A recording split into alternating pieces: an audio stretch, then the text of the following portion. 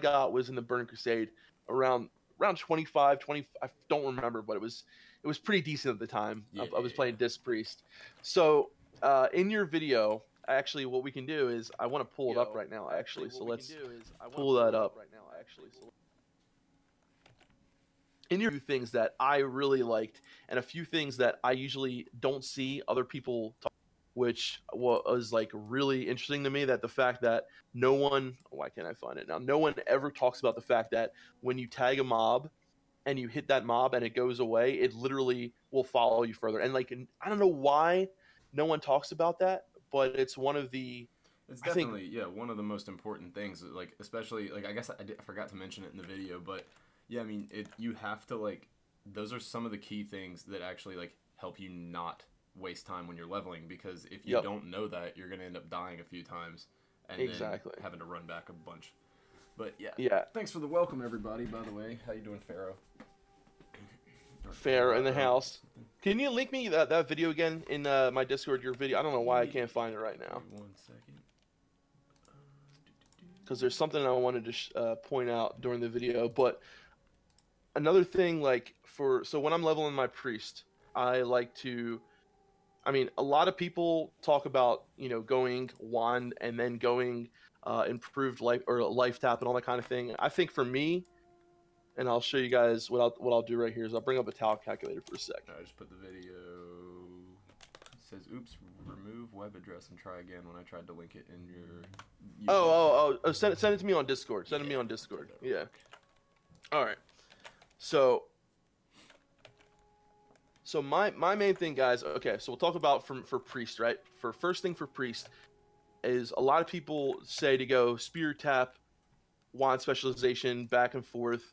And honestly, when it comes to leveling as a priest, your most important thing at the start is your wand. Get that wand at level 5.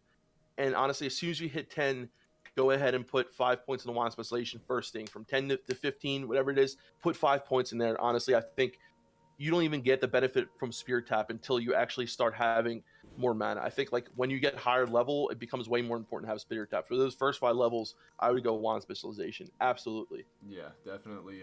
That's what I've seen. I mean, I tooled around with it a little bit, and definitely agree that like the wand specialization is by far the first thing you should get. I mean, you're never gonna like not use wands while you're leveling until you go get shadow form, which is exactly, yeah. And that's the thing, like a lot of people say with priests, right?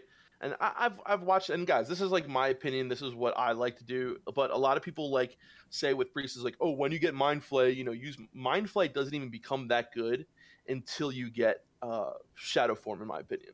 Like it just hits like a wet noodle. It hits so shitty until you actually get shadow form. I mean, that's my opinion. That's what I like to do. I personally like to just, you know, open up with a Mind Blast, put Shadow Word Paint on. So, like, my leveling spec would look something like this for Priest, guys. 5 points, 5 points into Wand Specialization, 5 points into Spirit Tap. Next thing you want to do is get Improved Shadow Word Paint. Put 3 points into Shadow Focus, 1 point into Mind Flay. Now, the thing is, guys, like, honestly, you're not even gonna be using Mind Flay that much at this point. Like, you've leveled a priest before, right, Atticus? I think you said not all the way to max. Well, yeah, max in a different expansion, but it was before they did all the crazy stuff with talents. So yeah, pretty much the same thing. Let me hear you guys in here who have played priest. What's up, Leonard? Gesh, how you doing, brother? Anyone? Oh yeah, buy one from an enchanter. So your lesser magic one, guys, you can get a level 5, and people will be making them usually like crazy by the time the launch of the servers happens. So you can get a lesser magic wand very easily from an enchanter at level 5. But the thing is, so a lot of people will, you know, put 2 points into Improved Shadow Word Pain, 3 in Shadow Focus, and then get Mind Flay right away. But the thing is, I find I never use Mind Flay when I first get it, right? What I do is, and I like to front load my damage. So I'll use a Mind Blast, I'll put Shadow Word Pain on the target, and I will literally just sit there and wand them to death from there. Like, for me, I feel like Mind Flay does nowhere near as much damage as wanding does. What do you guys think about that? Farrer, you've played a priest. I've capped a priest. So from what I remember, it was wand was like way better. Even like later on, like in BC, it was like, and I think even in Wrath, like when you were leveling, I remember getting Mind Flay because it was like one of the first times I played a priest, and I was like, oh yeah, finally Mind Flay, time to melt some faces. And I was like, I know. wait, what's going on? It's like literally a wet noodle, dude. It feels so bad.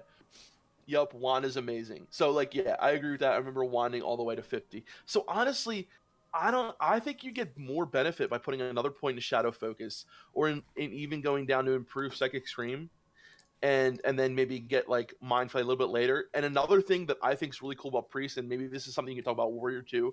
Mm-hmm. So okay, I use psychic stream a lot, especially when there's no other mobs around that I have to worry about pulling. Oh yeah, no, for sure.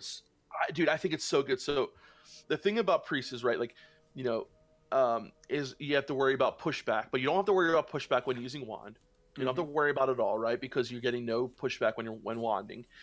And if you need to cast something, I feel like fear, if you use rank 1 fear, right? Which I think at rank 1 fears 2 targets, if I'm not mistaken, 1 or 2. So if you only need to fear 1 mob, it's like literally less than 100 mana.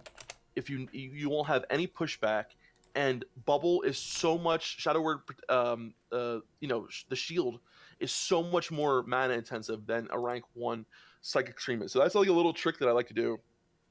Yeah, to conserve mana. 2, and then Dude, rank 1 psychic stream by 1 each time. And that's the thing. Like, if you want to, you know, say you pull 2 mobs, right? Mm-hmm. And you're getting hit by them, and the other thing is, right, you got to make sure like there's not a lot of mobs around. A lot of people like will over utilize your shield, because the thing is, like, dude, when spirit tap kicks in, a lot of that health that you lost, you're gonna just regen right away when spirit tap kicks in. Like, it doesn't really matter. The only thing you're really using your shield for is to not get that pushback, and, well, to not die if you're gonna be getting hit that bad. But I think in the right scenario, psychic stream and of course inner fire, you already have a huge benefit from inner fire. So I always say, like, make sure you keep your inner fire up, because that is a shit ton of armor, and like, you really don't need to use your bubble that often as a priest, because it is very mana intensive. Mm-hmm. So I think that's a neat little thing that I do. So then after that, you know, at this point, you have 5 points in shadow focus, you have 2 points in improved psychic stream, 1 point in a mind flay. I would go right down to shadow weaving, get your 5 points there. So the thing is, here at this point, like, you're level 34, right? So you have 5 points in shadow focus. So now you can even start, like, mind flay becomes a little bit better, because every time you use your mind flay, you're getting the shadow weaving bonus in there, so it can potentially do more damage. But another really cool thing is, and I think this is going to work in classic, I hope it is, I mean, it should, is if you have a shadow wand, right, it benefits from shadow weaving. So a shadow magic wand will do 15% more damage with 5 stacks of shadow weaving up. How awesome is that? I think it's like so cool. Mm-hmm.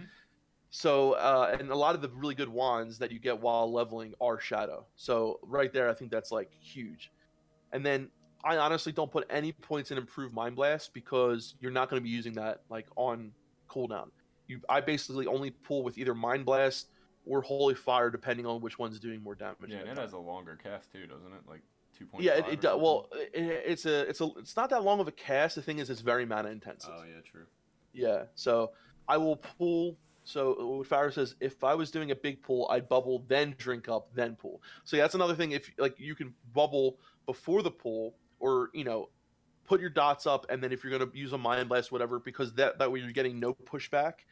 But I feel like a lot of the times when, you know, when you could be using something like psychic stream that's a lot less mana intensive, I don't know. Like, for me, you know, with a warrior, you don't have to worry about a lot of those things, because it's infinite rage, right?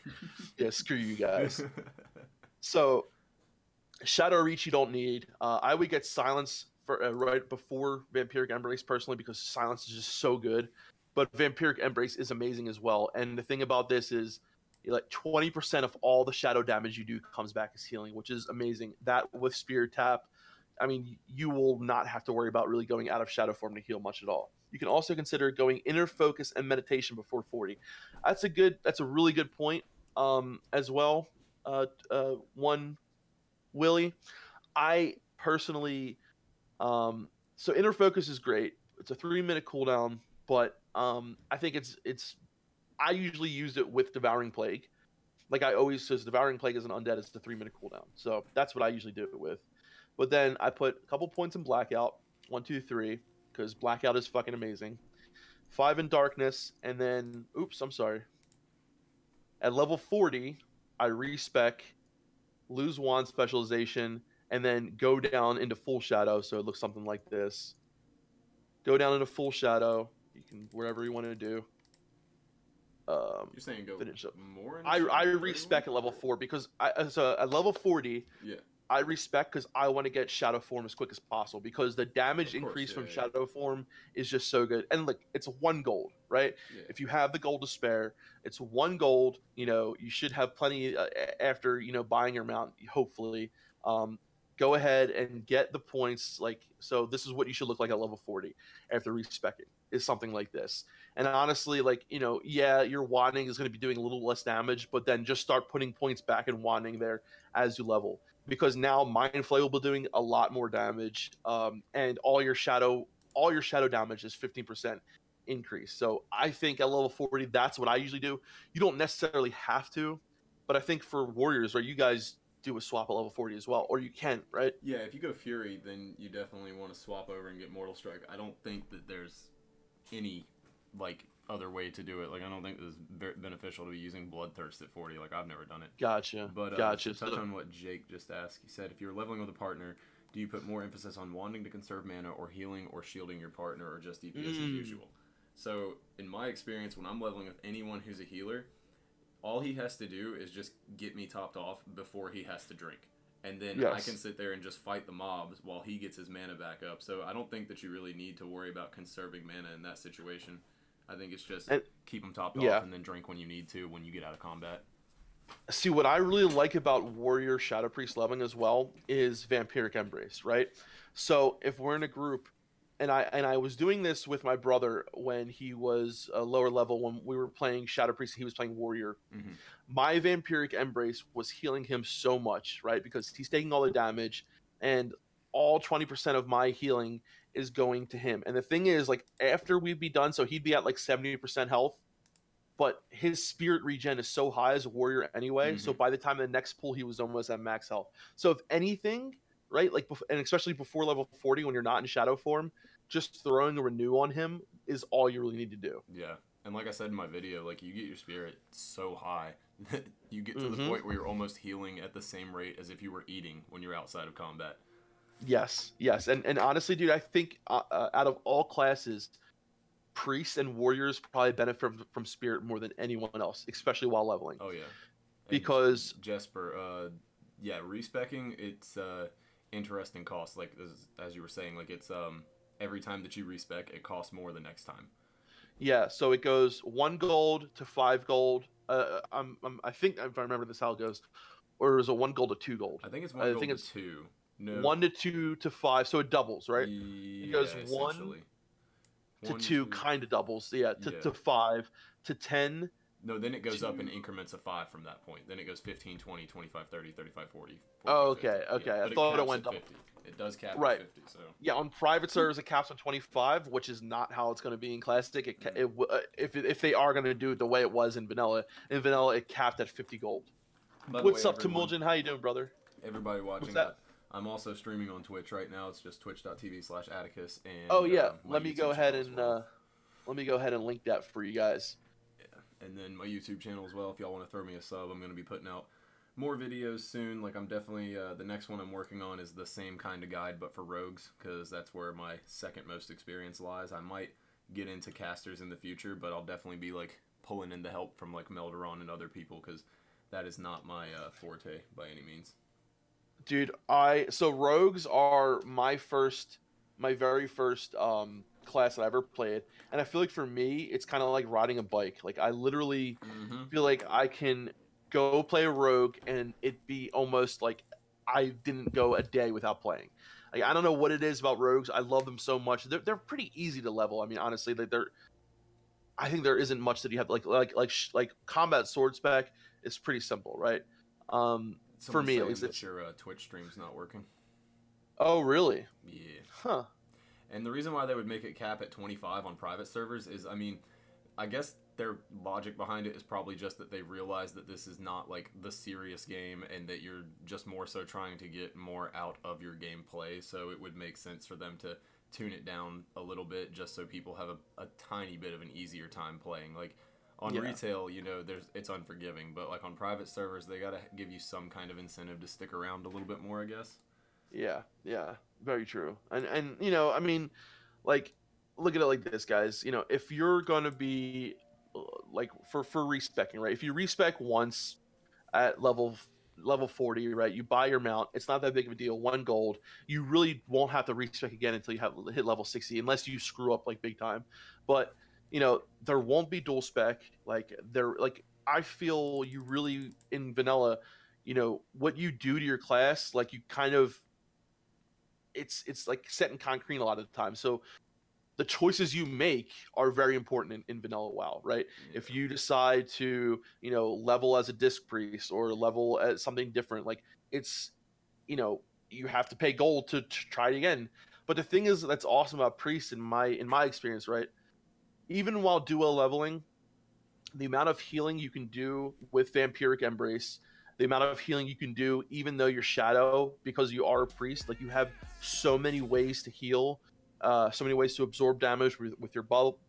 You have hots. Even like during every dungeon I ever did, I never felt I had to respec. I did every dungeon as shadow and healed it completely fine. I mean, you could probably attest to that, Atticus. Oh Like yeah. if you've I been with mean, other priests. yeah, Yeah. yeah. And then as far as like leveling with a warrior as well, like I never go prot, I never go fury. Like I know that some people say that leveling as fury is faster until 40, but like that may be the case if you're like new to it. But when I like, even if I like I know how to play fury, but the like level of like fluidity that I have with arms and like how I know like it's like a what is it, like a muscle memory for like an internal Yeah. clock for pressing abilities and knowing when I'm gonna have enough rage to do stuff like that.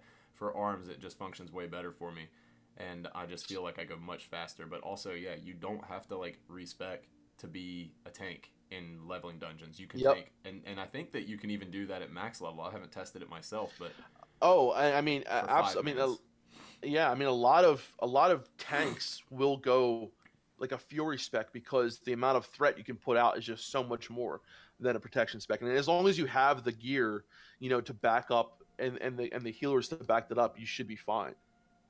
So you know, but you know, some people like leveling as prot. I think so. Let's talk about leveling as a warrior real quick, right? I know absolutely nothing about it. I mean, I know from what I've watched your video about, I know from what I've watched people like Cargos. Let's just say I'm interested in playing a warrior, right? mm-hmm. I've never played a warrior in Classic WoW. What is my first like? So I have right now. I have the town tree up. Yep. What are my first? Where do I go first? I'm gonna be doing this on my screen as well, so y'all can all Okay. follow along wherever you're watching from. But okay, so the very first thing you do, because at low levels, heroic strike, it's I mean, yeah, it increases your damage, but you can't think of a heroic strike as just costing 15 rage.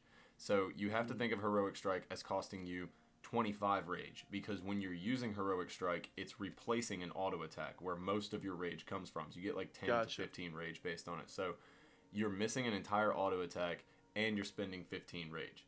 So you don't really use heroic strike unless you get over like 40 to 50 rage. So obviously the first thing you want to do is go improved rend, because that only costs 10 rage. It doesn't affect your auto attacks, and it's just going to straight up increase your damage, and you need it later on for deep wounds. So there's like a triple whammy there for why it's good. Huh. Then you go 2 points in deflection because you don't get improved heroic strike. It's not worth. And then Right. some people go improved charge, but I don't feel like it's necessary. It's only 5 rage extra, and you need tactical mastery maxed out to be able to hit all of your like main abilities. Like the main reason for switching stances later on is to have, you know, to press like intimidating shout. I mean, well, no, you don't need it for that, but you know, like to disarm somebody, or to switch and use a whirlwind real quick, or to have enough rage to overpower. So you could go 2 points in improved charge and then 3 points in tactical mastery, but in my opinion, you just go 5 points tactical mastery, because I mean, that sounds so good to me. Like, and I've played Druid before. Being able to have rage when you go in and out of like form or in this case stances, is huge. Mm-hmm. Like having no rage when you go into berserker stance and not being able to intercept, it's like standing there with your, with your dick in your hand. Exactly. Like, oh, what do I do? Like, exactly. you need rage to do anything as a warrior. And so I think that's in important. like PvP situations as well. Like when, again, in classic, you don't have resilience, and obviously you wouldn't when you're leveling in any part of the game, but you don't have resilience or anything, so damage can be very, very spiky, and it's like a chess match against almost every single person you're playing against. And if you don't have enough rage when you switch stances to use one of your key abilities that is going to definitively turn the tides of the battle, then you're essentially allowing them to get an extra turn on the chessboard. So that's another reason why you need tactical mastery. Yeah, I think that's huge right there. So let me just, before we go on further, so this is an arms leveling spec, right? Yes. So is this good for PvP servers as well? So like if you're going to be doing a lot of PvP, would you say this is a good spec for that as well? Yeah, definitely. Okay. This is essentially the exact way that you spec for PvP at max level. Okay. Yeah, it's slightly different in like kind of by choice. It depends on when you get down to like improved hamstring and then what weapons you go with and whatnot. But Gotcha. Yeah, I mean, this is essentially exactly what you use for max level PvP. Gotcha. What's up, Ion? All right, so let's continue going. So this is really exciting. I really like this. Yeah. So next one is going to be anger management, just because this is going to help with your rage increase, obviously, and it's just 1 point, so you might as well knock it out of the way. That way you're getting, because like if you were to go like improved overpower here or go start putting points in deep wounds, then you start to run into the problem of like, well, I just like it's still effective and in the long run it's good, but putting 1 point in anger management is essentially the same percentage effect as putting 2 points in overpower or 3 points in deep wound. Oh. So you go 1 point in anger management, and then I go with deep wounds next, because I go ahead and max that out completely, because if you do get a crit, crits are more common than, well, no, I wouldn't say they're more common, but I feel like deep wounds is more effective in the long run than getting overpower right away, because overpower is only available when you dodge, but crits can happen all the time. And that's the thing is, like, you talked about in your video, agility being very important for warriors. Mm-hmm. So this goes really good with that as well. Mm-hmm. With having that agility. So I just want to read this again. Anger management, guys, what it does increases the time required for your rage to decay while out of combat by 30%. So that is huge while leveling, to have less rage decay. And then deep wounds, your critical strikes cause the opponent to bleed, dealing 60% of your melee's weapon average of your melee weapons average damage over 12 seconds. That's huge, dude. Mm-hmm. That's huge. Is like, and then if you've got rend and deep wounds on there at the same time, and then, I mean, we could talk all day about the other little intricate effects, but I mean, say you've got some druid that's ran by and giving you thorns, and you're just like basically melting these people just with dot damage. Wow. And so that's like really good against especially rogues that have no way, like, unless they're a dwarf, to get out of, to get rid of the bleeds. And I mean, one of the most dangerous things about warriors is their bleeds. Yeah, it's just to crazy. Touch on the rogue thing real quick, I could talk about this all damn day. I love destroying rogues in vanilla. I love it too. But the main thing before your hamstring, when you are fighting a rogue, if he tries to gank you, is get your rend on him. I don't care what you're doing. Put your rend on him so that dude cannot sit there and back out and re-stealth. Yes, that is literally the epitome of like, and another thing that I've noticed, like, so I being a rogue have dueled many warriors, and I feel like a bad warrior, I'm able to crippling kite them. So basically, is what I do is I would put crippling poison on them, put my bleeds on them, and basically back away from them in their dead zone where they can't charge me or attack me, and then re-stealth. But all they have to do as a warrior is piercing howl to keep you in combat, correct? Yeah, basically. And also demoralizing shout knocks rogues out of stealth. Right. So demoralizing shout if they're near you. So like if they're near you and they're stealth. What's the range on that? It's like, I think you can increase it with booming voice. Yeah, but it's not like huge. I think it's about 7 yards, 8 yards maybe. But touch on these questions real quick in YouTube. Yeah. Let's see. Yeah. We just talked, Ion, we're just starting talking about arms first. We're going to go over Fury next. Yes, anger management, that was something I was going to bring up. It's also a hidden tooltip. It doesn't say it on there, but anger management also makes you generate 1 rage per 3 seconds while you're in combat. Oh wow, that's huge. Yeah, so the best greens, yes, while you're leveling would probably be spirit agility as so of the wolf, but that doesn't mean that's like the only thing you want to stack, obviously, because you Right. need stamina and whatnot. But as far as like your strength goes, you can't avoid it. Like you're never gonna be able to not get strength stuff.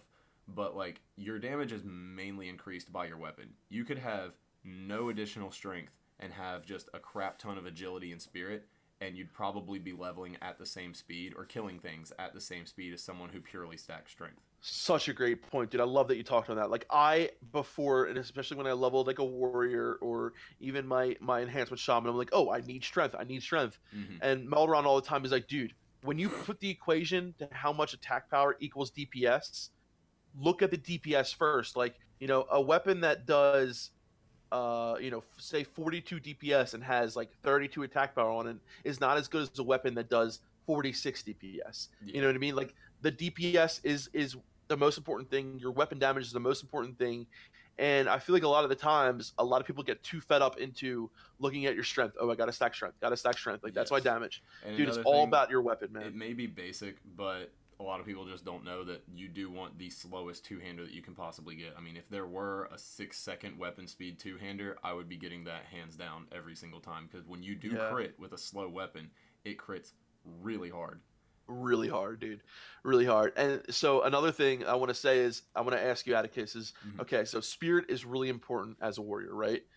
So I seem to think of it in this way. Like so Temuljan asked, was it Temuljan who said the greens are leveling as a warrior are agility and spirit. So would it be better though to say have like agility strength gear on and then as soon as you're done combat switch on some spirit gear? Yeah, Or is definitely. that kind of like okay, so Yeah. so like in my idea, and this is again, it might be harder to do this for like every slot of gear, and depending on while leveling how much gear you can get. Mm-hmm. But like my ideal scenario would be to have strength agility gear or gear that um, doesn't Definitely necessarily true. have spirit on it while I'm attacking the mob, but as soon as I get out of combat, to switch on that spirit gear and to regen Yeah. while I'm out of combat. And see, this is what you have to think about, and at the same time as that.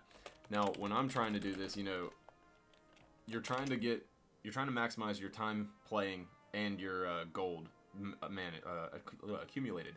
But Right. if you don't, like, if you carry around 2 separate sets of gear, you've got to take that into consideration as far as how much stuff you can carry in your bags. Because when you're leveling, Yes. your bag space is going to be pretty limited. So if you've got 6 other pieces of gear in your bags, that could be essentially 6 stacks of grays that are selling for 20 silver each. So Wow. you Yeah. gotta just think about it. I mean, like, you could do it. It would definitely improve your time because you're gonna be killing stuff faster with the agility strength stuff on, so of the tiger, but then you could throw on just stuff that's got tons of spirit in between combat. But see, most of the time as well with that, a lot of spirit gear isn't mail, and I have anxiety, and I am worried about wearing stuff that is not mail when I'm just running around and a It rogue makes a could huge pop out of difference. somewhere. It does, dude. Like, so my shaman is just at the point now where he's going from leather to mail at level 40, and it is such a huge difference from wearing leather to mail, dude. Like the survivability of that armor is huge when you're fighting a rogue, a warrior, any melee class. It is like unbelievable, and a lot of Mm-hmm. times at that level 40, sometimes you might have to look at the armor. So if a gear has less strength, less stam, but has way more armor, you got to take that into Oh consideration yeah, as that's well. why tortoise Yeah. armor is so good, dude. Like, Yep. tortoise armor has like double the armor for a chest piece at that level. It's absurd. That's crazy. Crazy, crazy, crazy. So let's continue on. Yeah. So we're right now. It looks like we're gonna have to backpedal and put some more points somewhere, right? Yeah, we just go 1 and improved over power here, and then we come back and finish that in a little bit. Okay. Okay. Gotcha. So yeah. Okay. So I'm guessing. Okay. These both look really good. These next two, Mhm. two-handed specialization or impale. Yeah, so here's the thing with two-handed weapon specialization. Two-handed weapon specialization is obviously good, but Right. it's not necessary to max it out, and it sounds crazy, but there's just other talents that drastically increase your damage and your utility better than having an extra 2% to weapon damage. Because I mean, think about it. Even if you're hitting someone for 1,000 damage, that's only an extra 20 damage. Right. Yeah. So You go to an impale here because increasing the Uh-huh. critical strike damage bonus of your abilities is Huge. ridiculous, obviously. Huge. And then Yeah. you go 3 in two-handed weapon specialization. Okay. And then this opens up your next tree, and you get sweeping strikes. This is where you can actually start pulling more than one mob, especially if you've kept Yes. up with your gear and whatnot, and you have some decent like stamina and armor and whatnot. Then start pulling like at least 2 at a time. And here's something that's kind of like it's kind of basic, but it's kind of not. When Uh-huh. you've got sweeping strikes up and you press cleave, it cleaves, and then you proc one of your sweeping strikes off of the original mob you hit, so it hits the other mob twice once from the first hit, and then the cleave hits the mob next to it, and it procs the sweeping strikes off of that hit as well. So it Oh bounces back. shit. That is Yeah. really cool. That is awesome, dude. Yeah, so I mean, I'm pretty sure it functions like that in vanilla. I could be mistaken. I've played in every damn expansion, so I know. It's all hard to folds remember some together. of like the technical stuff. Yeah. But so essentially, so your next 5 melee attacks strike an additional nearby opponent. So and what's the cooldown on that? That I think the cooldown is. God, I can't remember. I think it's like 5 minutes or 10 minutes. Okay, Or so maybe it's not I'm that thinking of a different one. Never know Yeah, anymore. I wish it had told you the tooltip of how long the Yeah. cooldown was, but I can look it up actually real quick. so Let's see. I mean, either way, it's so for as a rogue, it's a 2-minute cooldown for a rogue, and it's called Blade Flurry. But like while Blade Flurry is up, every attack that you're doing on the target that you're on will hit an additional target. Yeah, So that is basically. I mean, when you use Blade Flurry and like Adrenaline Rush at the same time 30 on second 2 cooldown. mobs, 30-second. 30 cooldown, second. excuse me. Yeah. Okay, that is Crazy. really good. Yeah. That is really I don't good. remember when they increased it to 5 or whatever, but yeah, all my shit's getting confused. Anyway, so No, that's good, yeah. next one you go on to is you go 5 points in axe specialization because Right. you're probably going to be using axes. If you've got the whirlwind axe, that thing's going to last you forever. It's well worth just keeping it. And I mean, the crit, you want axes. Like, you want to be trying to And- get axes. Does that go for Alliance and Horde? Even though the Alliance, if you're a human, okay, so Yes. even though you're a human and you get mace and plus sword, it's still better to use that axe because crit is just so important for warriors, right? But yeah, That's see, why orc warriors are so good. Yeah, and see, this is just where it comes down to like preference though, because like you don't have to play with axe specialization. A 10 out of 10 would recommend, but Yeah, this is like especially in PvP, like if you want to potentially get like a Hand of Justice proc, a sword specialization proc, and a freaking Wind Fury proc at the same time, then you can go sword specialization, and that's fun. Right. But as far as like overall highest chance of burst capability, you go with axe specialization, and then also maces are good, like especially if you get the unstoppable force because it already has a mace proc on it. So just get that too. So those are cool. They're cool, but dude, 5% crit is huge. That's huge. Mm-hmm. That is absolutely huge. I mean, and when you think about on top of that being an orc already getting that increased, damage and chance to hit crit, whatever, with that points, which is pretty good. It's just putting those two together as an orc warrior is just so damn good. And oh my god! To talk about weapon speed, yeah, I mean like the weapon damage numbers are what matter, but like I've tested them both. Like I've gone and got Whirlwind Sword, which is like the fastest one, and then tried it like side by side on a different server with Whirlwind Axe, and like the difference in damage is astronomical. Like you feel like you're hitting people with a freaking paper towel roll with a sword that's that fast. But wow. I mean, I could be wrong. It's just what I've experienced, but and everything that matters too, right, is time of engagement, right? So like in a PvP encounter, you might be getting feared, you might be getting stunned, so those hits when you do hit matter so much more. Mm-hmm. And the thing is, like, that's why top end damage is so good. Like, time of encounter is everything. So if you're able to just sit there and hit the target nonstop with nothing happening, then yeah, they might come closer together. But when you're on a PvP realm and you have to look at things like the other things happening, the time of engagement that you do have when you're hitting makes those things like using a high-end damage speed and using axe specialization, all those things so much more important. To touch on That's what I've noticed so much more with my shaman, dude. Like, yeah, let me keep going through some chat stuff here. One guy, a friend of mine in my stream said, "I'll never forget the time I got a sword spec and Seal of Justice, or what is it? And another sword spec proc at the same time." in a matter of like 5 seconds, the guy just Oh, exploded. dude, it's so nice. I've Yeah, had that happen on my beautiful. rogue as well. And So then new media, yes. Okay, so it's kind of like a thing. This is where that like you get that kind of muscle memory and kind of like this is where the experience comes into play, and you'll figure it out as you play. It's not that hard to determine, but yeah, the rule of thumb is to look around 50, like 50 to 40 rage, but you've also got to take into consideration like, all right, am I gonna need to hoard this rage for the next combat or the next like little fight, or can I just go ahead and blow as much rage as I want in this fight? So you just got to be like thinking like 2 or 3 steps ahead. That's kind of the whole thing with warriors. The whole time you're leveling is thinking about always think things ahead. Yeah, way in ahead. And that's a then good point. Like, is somebody else going to pull, or can you pull another target this time? But Peter Sean is a good question. So, where do you even farm as a warrior for money? That's a pretty good question. if you're So, talking about max level, then yeah, Eastern Plaguelands, there's tons of bats out there and whatnot that have like just that drop like grays and just tons of stuff that just actually sell for a lot. But for like for your mount, there's like I can't even remember the horde one, but I know that for like Alliance, if you just run like a what is it? Not Mental Harbor, the place that's right under Ratchet. Theramore? Yeah, yeah, Oh, Theramore.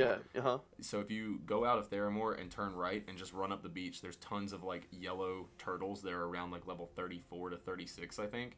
And the grays they drop sell for a lot, like a ton. And if you've got skinning on top of that, then you know you're just getting leather from them as well. And so that's and because they're yellow, you don't have to worry about pulling too many. But then there's camps of Murlocs as well. If you're good at like the whirlwind, sweeping strikes, all that crap, you can Right. get a little ballsy if you want with the camps of Murlocs. But that's a good place to farm up for your mount. That is so. And another thing I've noticed with like classes like warriors and rogues. So on my rogue, I can't do the DM farm. I can't do a lot of the things that I do like on my mage priest, where you can go into dungeons and just get a whole bunch of those items and sell them. But mages and rogues and warriors are really good, in PvP, especially if you're geared as a warrior, and you have PvP gear. You can usually kill people pretty quick. So I found that like a lot of those spots where people farm for fire elementals, for elemental fire to make protection potions, or elemental earth, things like that, that warriors tend to be pretty good in those spots because they're just so good at charging someone and killing them in like 2-3 hits. So I found a lot of those PvP spots where either you're farming for say Folcloth, for say elemental fire, things like that, the warriors can tend to have a pretty, I mean, mages again probably will have the upper hand because they can just kill everything so quickly and kill you from far away, but rogues and warriors can do pretty good in those spots as well. So that's what I would recommend, to maybe hit some of those places. Yep. So moving on with the tree. So this is where my opinion comes into it. But if I'm wrong here, then you guys can go with what you want. But just don't kill him if he's wrong, guys. So what I do is I go 3 points in improved hamstring here because I like to be able to root people when I like, especially a mage. Like if you're fighting a mage out in the world, being able to root them is huge. Because speaking on mages, by the way, do not ever intercept a mage unless he has blinked. Don't do it. Oh, great point, dude. So what I love doing as a warrior, like seeing as a warrior, right, is you charge a mage, he blinks, and then right away intercept. Yeah. Then he's just like, well, Pope. I mean, he can still slow you down and like get away. Or he would like a lot of times mages at that point ice block because they're like, oh fuck, what do I do? Yeah. What's up, big worm? How you doing, brother? But so that is a great point. Don't intercept unless they already like. And another thing with my rogue that I noticed, like I don't stun them or kidney them unless they blink. So like a great point for a rogue is as soon as they blink, if you have improved sprint or whatever, then use your stun because they can't move at that point. The only defensive thing they could do at that point would freeze you if they have their freeze up, or use an ice block. So yeah, great point. Now I'm wondering here, Yoda is so much lower. I love it. I'm wondering here, why didn't you go two-handed spec? Well, obviously you said why, improve hamstring, but this is where you can play with the talents. You can kind of play with it. So yeah, if you want just a little bit more damage, then just put 1 in improved hamstring and then finish filling out two-handed weapon specialization. But I just prefer to just know that I'm going to get a higher chance of rooting them. So that's why I go with 3 in hamstring. And then with the final point, you could do the same thing. If you went 3 in improved hamstring, you could put 1 into... Well, actually, no, I take that back. No. You put it in improved overpower. Improved overpower. Yeah, because that's Okay. another 25% chance to crit. So yeah, I forgot. So Gotcha. always max out overpower. But yeah, then at that point you're down to Mortal Strike. You get Mortal Strike, and then when you go over into Fury, first thing you max out is Cruelty because 5% more crit. Obviously. Oh yeah, huge. Yep. And then the second trait, a lot of people think that getting Unbridled Wrath is good, but no. Unbridled Wrath is literal dog shit. Don't get it. Unbridled Wrath gives you 8% chance, so I'm guessing stacks up to what? 40%. To generate an additional rage point when you deal melee damage with WoW. So, but it's only that's just one rage point. One right? Rage point, and it's a 40% chance. I mean, what you get one. Yeah. You get a less than 50% chance to get 1 point of rage every 3.6 seconds. No, thank you. So. Booming Voice, you go with that just because it makes your That's what I'm duration thinking, of right? battle shot. Yeah. Yep, makes the duration of it longer. And then from that point, go to Blood Craze because Blood Craze is the jam. And then you go, well, Piercing Howl before Blood Craze, sorry. Okay, so yeah, Piercing Howl. That does something. I was looking at Piercing Howl, like yeah. So much, it's so good. Yeah. Okay. First. Then you do the 3 points in Blood Craze. Then you get 1 point in Improved Battle Shout. 1 point in Improved Battle Shout. And then. Of course, max out in Rage by the time you hit 60. All right, so that is not only a great leveling spec, but a great endgame PvP spec as well, correct? That's like exactly as you spec for PvP endgame. Like, there's no other option in my opinion. It looks beautiful, honestly. Like this spec. So, and this is a thing that I've noticed that I look at a lot of times, and I'm like, oh, I got to get that. I look at things such as two-handed weapon specialization, or I'll even say, I'll talk about a Druid for a sec, and I look at things and I'm like, oh, it's got to be good, but because it increases straight damage, so that means it must be good. But when you like look at things and you look at how much better other talents could be in certain situations, you really have to weigh those options, right? Because okay, so let's look at something that I look at a lot as a Druid, because I wanted to level as a tanking Druid. Right, and a lot of the issues that I have, so I would go in ferocity, and right here, like thick hide, right, increases your armor constitution by items. Like my head thinks that, oh my god, that is the most important thing if I'm going to be tanking, right? I have to get that. But honestly, feral instinct, that amount of threat that you do is just so much better. And when you look at things like increases your armor contribution from items at that level, that much armor contribution doesn't do that much of a difference. Same thing with warrior here. I feel like 2% is not that huge of a difference when you put into other things in consideration, like having improved crit, having certain situational things that can help. Exactly. So a lot of times you have to weigh your options, and a lot of the times you look at certain talents and they really make you think that like, oh, this has got to be really good because it has in here a straight damage increase or chance to do this more, and it sounds better. But a lot of times it tricks you up into thinking like, wait a minute, there could be other things that are a lot better. So now it's really good to think about that. Yeah. They want to know. Okay, so yeah, I think that's Melderon on your account asking me to go over Fury, but yeah, people are asking. Yeah, I wanted to hear Fury too. So yeah.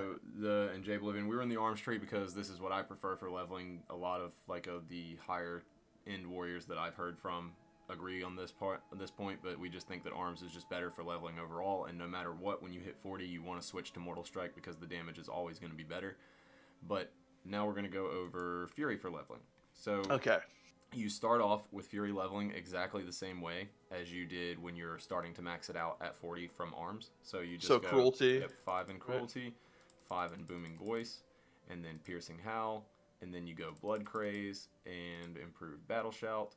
Then you, of course, go straight to the Enrage. And how many points in Improved Battle Shout? 5? Just one. Just one, right? Okay, yeah. But see, this is the thing as well. Don't dual wield leveling as a warrior because you're really yes. If you have on Alliance, if I end up getting a Cruel Barb, then the amount of times that I miss versus the amount of damage that I'm doing at level 19 with a Cruel Barb, it's still like a little bit better whenever you're dual wielding as opposed to using a two-hander. Just depends on the two-hander you have at the time. But I mean, ideally, you'd rather have a Smite's Mighty Reaver and be using that. So true. It's just, and the reason why is because your hit rating is complete trash when you're leveling. That's so true. And it's also 5 points that you would have to put into where you could put in other places, and you still do great damage with a two-hander, right?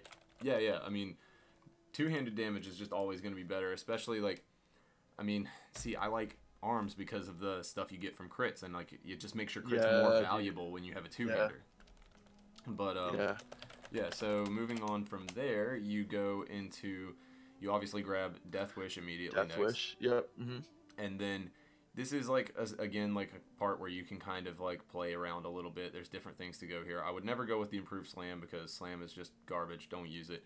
If you are able to keep pulling things a lot, then you can go into improved cleave. But the best part that I think to do here is just to go ahead and finish maxing out Battle Shout. Okay. So then that opens up Flurry. Obviously, Flurry is Oh, amazing. so good. You want Flurry, and then you get Bloodthirst. Of course, blood first, right? Yeah. And then you just start filling out arms the same way that you did before, which is 3 in Rend, 2 in Deflection, 5 in Tactical Mastery, and then you go Deep Wounds, 1 in Anger Management, and then instead of doing 1 in Overpower here, you could go with like Improved Charge, but I still want to try to get the most out of my Overpower that I can.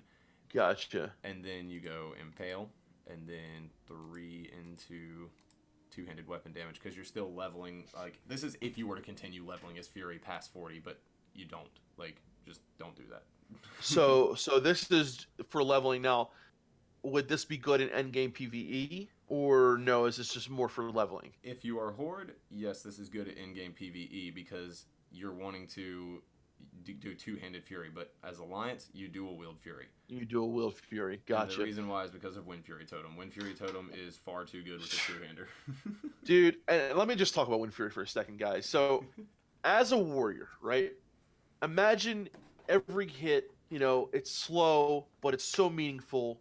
You get rage from it. Now imagine that you have the chance to double that.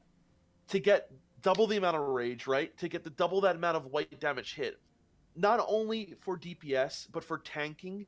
Like Meldoron will test this, when we're dual leveling as a Shaman warrior, it makes it tanking so much easier for him. He has so much more rage, so much more threat. Dude, this is why people love Horde so much. Like, when you're a melee, whether you're a rogue, whether you're a friggin' warrior, Wind Fury weapon, Wind Fury Totem is just so fucking good. It's insane. It is insane. It is absolutely insane. To address that one Southern guy, is slightly behind, but it's okay if you go arms, but dual wield and try to bait misses to use improved overpower. So I could be mistaken, but I'm pretty sure that your hit rating only affects your chance to hit, not your chance to be dodged or parried. I don't think that your dodge or parry chances go down the more hit rating you have. So I don't think that that works like that, but I could be wrong. Okay. So, Atticus, could you explain why arms is better for leveling in your opinion? That's a good question. So, like I was saying, I like to have anger management early on. That's really good. Like, it just helps you with, going from mob to mob, and this goes along with using spirit. Like, using spirit gear, because you're going to have less downtime between mobs, so you're going to be able to pull more rage overall, and then if you slow that decay, you're going to be able to pull even more rage, so ultimately you're going to be killing things faster overall.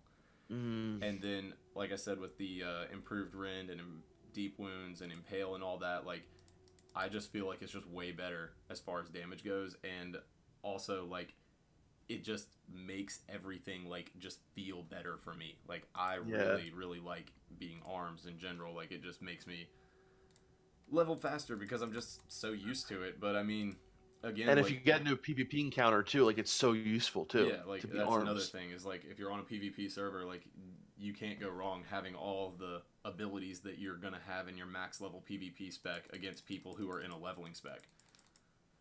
Wow. I think I'm sold, dude. If I were to level a warrior, I would definitely go arms. It just sounds like, for me, like, my play style, what I like to do, how I would be playing. So and so when it comes to stances, right, you're always still going to be, you would charge in battle stance, right, and then go right to Berserker, correct? Yes. Yeah. Once you get Berserker stance, yeah, you pretty much... I go, like... It depends on how long I think the fight's going to last. Like, if I think I need to use Rend, then I'll keep it up. But after 30, or 36, I mean, when you get Whirlwind, Rend becomes less important, and prioritizing having Rage for Whirlwind is better. Gotcha. And Doomdane, no, Alliance would never go two-handed Fury for end game content. But while leveling, yes, you can go two-handed fury until 40 and then switch to arms after that. Okay. So even if like you get a really good two-handed weapon, like say BRE or something like that, it's still better to go dual wield as alliance. That's what I've heard. Yeah. And I think, yeah, I mean, I still feel like it is because like.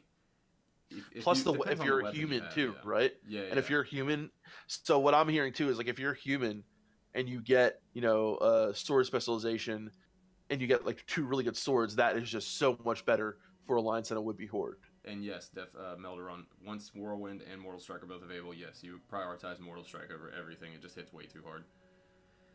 Oh yeah, Mortal Strike is, and so the only thing about like that's why a lot of people don't use Mortal Strike in raids, whatever, because it's a debuff slot also. Well, but so Mortal Strike is a vicious strike that deals weapon damage plus 85 and wounds the target, reducing effectiveness of healing by 50% for 10 seconds. So it's so good in PvP as well, man. Like when I get Mortal Strike as a priest, I'm just like, really? Yeah. It sucks so much. The day they took that out, it was just rip warriors, man. Like, no, first they reduced it to 25, right? And then they got rid of it completely. Even why? Then, it was just lame. Like I was just like, I'm not trying to, sit here and like have to get into like a who's gonna run out of mana fast.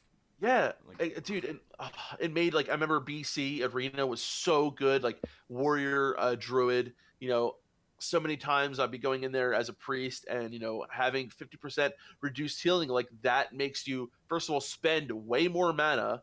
And the chances are a lot of the times the warrior can do more damage than you can heal.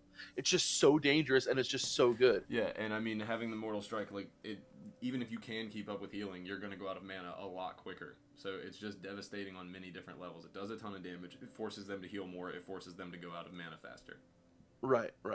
Tumultuous, I think the Nicker is like one of the best pre-raid BIS. It's an axe, correct? I believe so.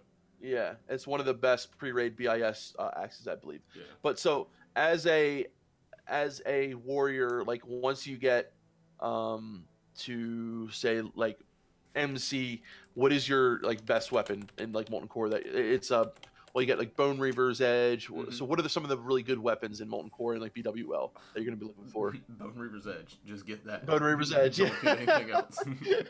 Nice. I mean that's what you go with. But I mean you're in there with 40 people, so like you're lucky to get anything. So any kind of two-hander that's just gonna be better than the blue you've got, like just get it. Like you're looking at speed and weapon damage at the top end basically. I'm going to be 100% real right now. I've had dreams before that I was a warrior in Battlegrounds with Dark Edge of Insanity and being like an arms warrior. I would just feel like a god. Like that weapon is just so good, and the proc is just so amazing. You guys don't know the proc basically has a chance to daze the target for 3 seconds. And I mean, correct me if I'm wrong, but in that daze, you can still hit them and it won't break the daze, right? So like it's so powerful to like healers and just also the amount of damage it does is just insane. Like first of all, I think having that weapon as a shaman would be amazing too, but having that weapon as a warrior is just like too good, too freaking good. I mean, I definitely think that the best thing you should go for like pre-raid BIS is just Arcanite Reaper. I mean, Arcanite Reaper, even right? Even though some may say they have higher DPS, Arcanite Reaper's at 3.8 speed. That's going to give you hard crits. Gotcha. Yeah, and the other thing, bell-wise too, like you got to be careful with weapons that have debuff slots, because now, like we were talking about the BRE thing, right? And I thought it had that. I think but there are weapons that have chance on hits that cause a debuff slot, and it was a big deal, especially back in the day when there was only 8 debuff slots. So a lot of warriors couldn't bring certain weapons to raids because of that debuff slot that they would be taking. So even if a weapon was really good, but if it had that debuff slot, a lot of times they wouldn't use it and because of that. Lucky and be the one who gets to use Nightfall, though. I think Nightfall's slightly better than Arcanite Reaper. So yeah, and like as a shaman, that's something. So real quick, I want to talk about a shaman build that I like. So I'll show you my shaman build that I'm doing right now for leveling, and this is a shaman build that I think is going to be good for like duo leveling. So real quick, we'll start. So this would be an enhancement build. So I have put 5 in ancestral knowledge because. I'm gonna use the bathroom while you're doing this. Okay, cool. So 5 in ancestral knowledge because with shield specialization you're not going to need it, especially because I was leveling with a warrior. Shield specialization is really good though. But honestly, I think having 5 in ancestral knowledge for me is what I went with, because I had Meldorar with me as a warrior. I put 5 in thundering strikes, right? 1 in two-handed axes, 3 in improved lightning shield, 1 in improved ghost wolf, 5 in flurry, 3 in elemental weapons, another in ghost wolf, 1 in parry, weapon mastery, storm strike. So like right here, I feel like this is a really good build for PvP, uh, especially with improved ghost wolf. Now you have the option here to go down into the restoration tree, which I don't know if I would right now, because I mean, in order to get down nature's guidance, it would take a long time. So I put 5 points into concussion, and then you could put either. So here you're level 45. You could go down to Call of Flame, Earth's Grasp. You could put the 5, which is really good for like Searing Totem, things like that. Put 5 in the Tidal Focus. I think that's just really good to have that mana as well. And then honestly, probably Convection, just because of how nice it is to be able to have a little bit less damage on your shocks. And probably from here, it's up to you. I mean, Totemic Focus is nice. But other than that, I think this is a pretty decent leveling spec while as a shaman for enhancement. But see, Guardian Totems for kiting is nice for solo leveling as well. That is very true. So Guardian Totems is Guardian Totems. Guardian Totems is right here. So Guard increases the amount of damage reduced by your Stone Skin and Wind Wall Totem by 10%. Reduces the cooldown of Grounding Totem by 1 second. So that's really good too. And even for that Grounding second, Grounding Totem is really good. So like, yeah, for solo leveling, honestly, Loyal, I would look at something completely different for solo leveling. This is more of a dual leveling spec. And this is the spec I'm using right now on my Shaman, and I'm absolutely loving it. Absolutely loving it. The amount of just burst damage that I've been doing is insane. But I'm really excited to hit level 40. I might go ahead and try Elemental. So one of the things I've been talking to a lot of you guys about is whether I want to play a Tarn or Orc. So I've decided when Classic comes out, I'm making a Tarn Shaman, and I'm going to go Elemental. So my Elemental build is what I'm working on is going to be something like this. Now, another thing, guys, I don't really, you correct me if I'm wrong, but how important is Call of Flame as an Elemental Shaman? I think it's really good, but also I think the benefit of Convection is really good as well. So I'm just going to put 3 into Call of Flame, put a couple into Convection, go Call of Thunder, go Elemental Focus, and then from here, so are you going to play Private until Lodge? Absolutely. Hell yeah, Varg. Absolutely Tarn. Tarn represent. Searing Totem is very good for leveling, says Defcamp. So yeah, so that's why I think Call of Flame is just that good. And at this point, I would just put more in Convection here, because I think now Elemental Devastation is good. Now your offensive spells crits increases your chance to get a critical strike with melee attacks by 3%. But the thing is, I'm not exactly sure what my playstyle yet is going to be for Elemental, so I don't know if that is the right move or not. I'm just wondering if Elemental Devastation is good for leveling while Elemental. What do you guys think about that? Tarn Shaman sounds fun. I have a Tarn LA Shaman Twink in retail. So honestly, I would put a point either in Improved Fire Gnomes or Eye of the Storm, Elemental Fury, Storm Reach, maybe another one in Eye of the Storm. So no on the, yeah. I think Eye of the Storm is great, honestly, too. So I'm going to put 3 points there. Lightning Master. And now this is for leveling, right? So for leveling, I will get Mastery. That's what I'm going to do. Once at level 40, have Elemental Mastery. Go to Tidal Focus. Go Totemic Focus. Totemic Mastery. And now here is where you want to put, and I'm pretty sure, Nature's Guidance, right? Increases your chance to hit with melee attacks and spells. Put 3 there. Now you can put 1 point in Improved Reincarnation. I think that's pretty decent. Just to put 1 point there, and then 5 points in Tidal Mastery. That's what I'll have as level 60. Yeah, hit rating, absolutely. I'm back, by the way. Kigo, oh, what's up, Atticus? Thanks, dude. And by the way, I think if you ever get a chance to do it, Warrior Shaman dual leveling is just good, especially with Wind Fury Totem. Kigo says, I have missed it, but did he discuss about abilities to train leveling as a warrior? For example, I heard it's not worth investing into Thunderclap. Yes, Kigo, honestly, you just missed it. We did such a really good deep dive into it. I highly recommend checking out the, not the abilities so much, though, Yeah, yes. yeah. So real quick, just to go That's to a the good ones that point. aren't So, like, worth yeah, is giving. Thunderclap like shit? Yeah, right? I mean, like, and only thing that increases with Thunderclap is like the damage, and I think that maybe one of the later ones increase the percentage that it slows them down as far as their weapon speed goes. But yeah, I mean, Thunderclap, Demoralizing Shout, Shield Bash, Revenge, Sunder Armor, Mocking Blow, Slam, and Hamstring.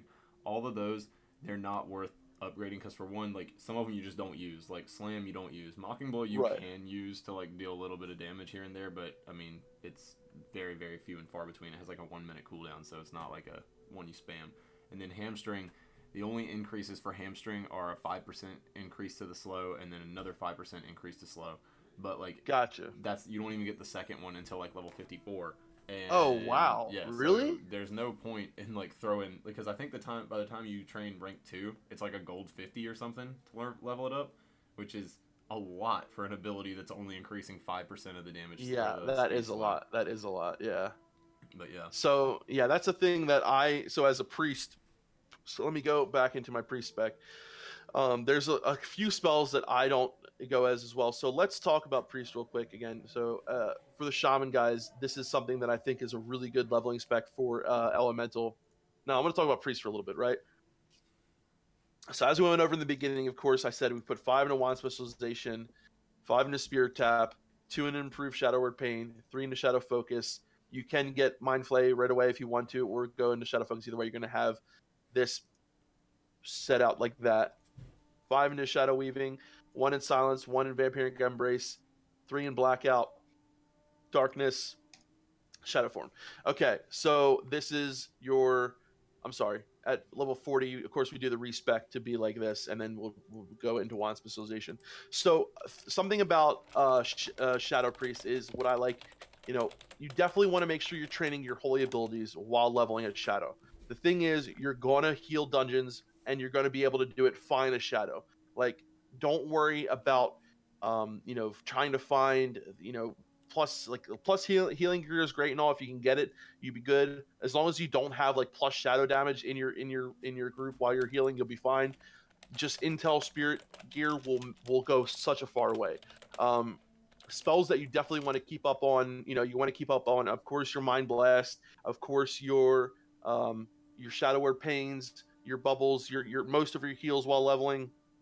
One thing that you really could do, which I really, you know, if resurrection rank 1, just do rank 1 for if you want to save the gold, because you know, chances are, yeah, you're gonna res someone, they're gonna have low health, whatever, but you should heal them up fine. I mean, you can save a lot of money by just not doing your resurrection. Other little things like, you know, multiple forms of you know, well, levitate is good. I mean, it's great to have, but things like, okay, one thing that I think is something you're definitely going to need while leveling is to make sure you have all your ranks of, like I said, your heals: flash heal, greater heals, heal, lesser heal. I mean, you're going to be using a lot of them. Renew as well.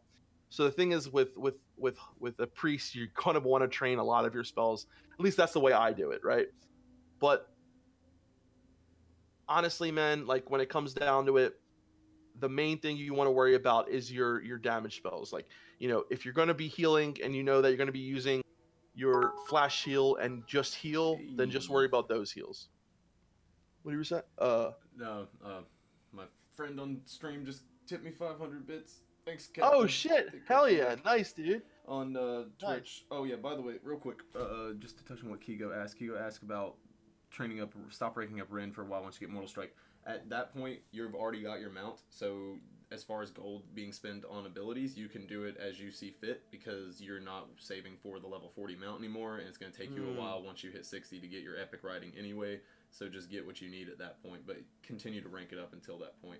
And again, real quick, anybody watching, I'm streaming on Twitch, and I'm also got my YouTube channel that would be super sweet. What's your Twitch link? Can you yeah, I'll send it to you in Discord. Send it to me. I'll put it in there. Because guys, I'm not streaming on Twitch right now, so if you're gonna watch him on Twitch, I don't know what happened, dude.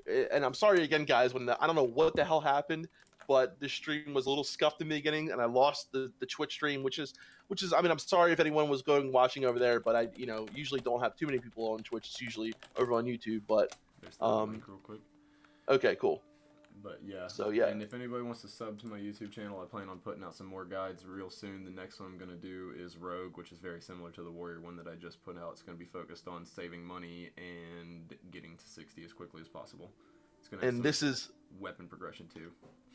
This is the guide he just put on YouTube, the Warrior guide. We went over it on Saturday. It had so many really good pointers, and I really want to say again, dude, like, is being your first WoW video, you did such an amazing job, such a great job, and keep it up, dude.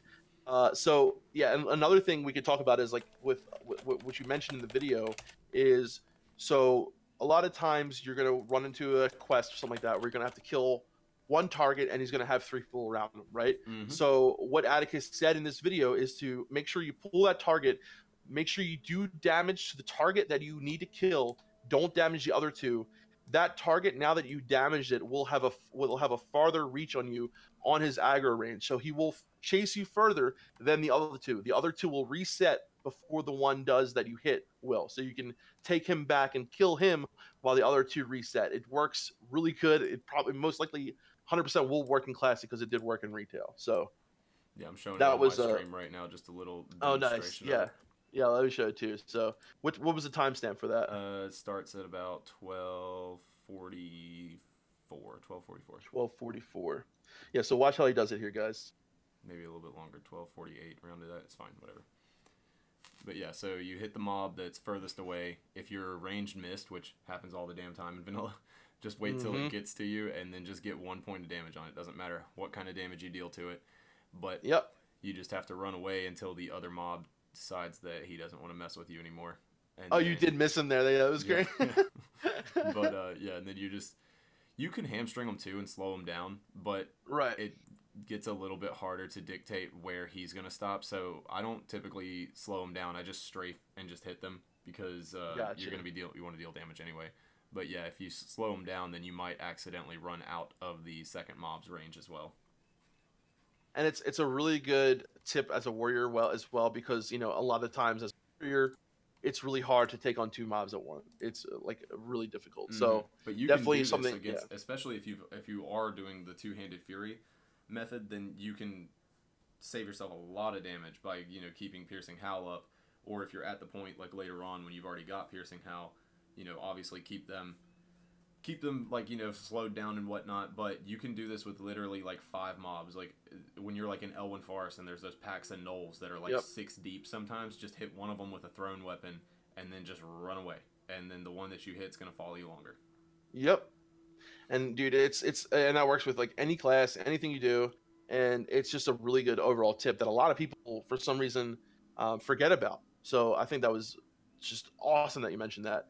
And someone asked what you would do as a priest when you hit level 60. I think it was Peak Smile. So yeah, if I'm going to heal at level 60 Peak Smiles, the thing is, it's great to heal and all as a Shadow Priest while leveling, but once you hit level 60, I completely recommend respecking and going into a holy or discipline play. And my next stream, guys, we'll be talking more about what you're going to be doing as a priest and other classes when you hit level 60.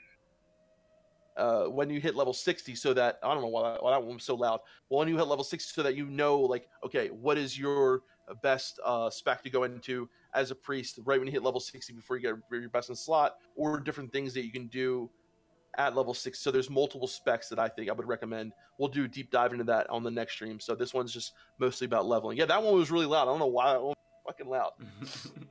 Druid. A lot of people ask about Druid. Jasper, big one that up. 10 viewers on Twitch right now. What's up? Thank y'all. Hell yeah, dude. That's awesome, man. Ooh, and a follower. Thanks, man. So, okay, you guys want to talk a little bit about Druid? I know a little bit about while leveling. So the thing about Druid is that I like is they make excellent tanks while leveling, right? Really extremely good.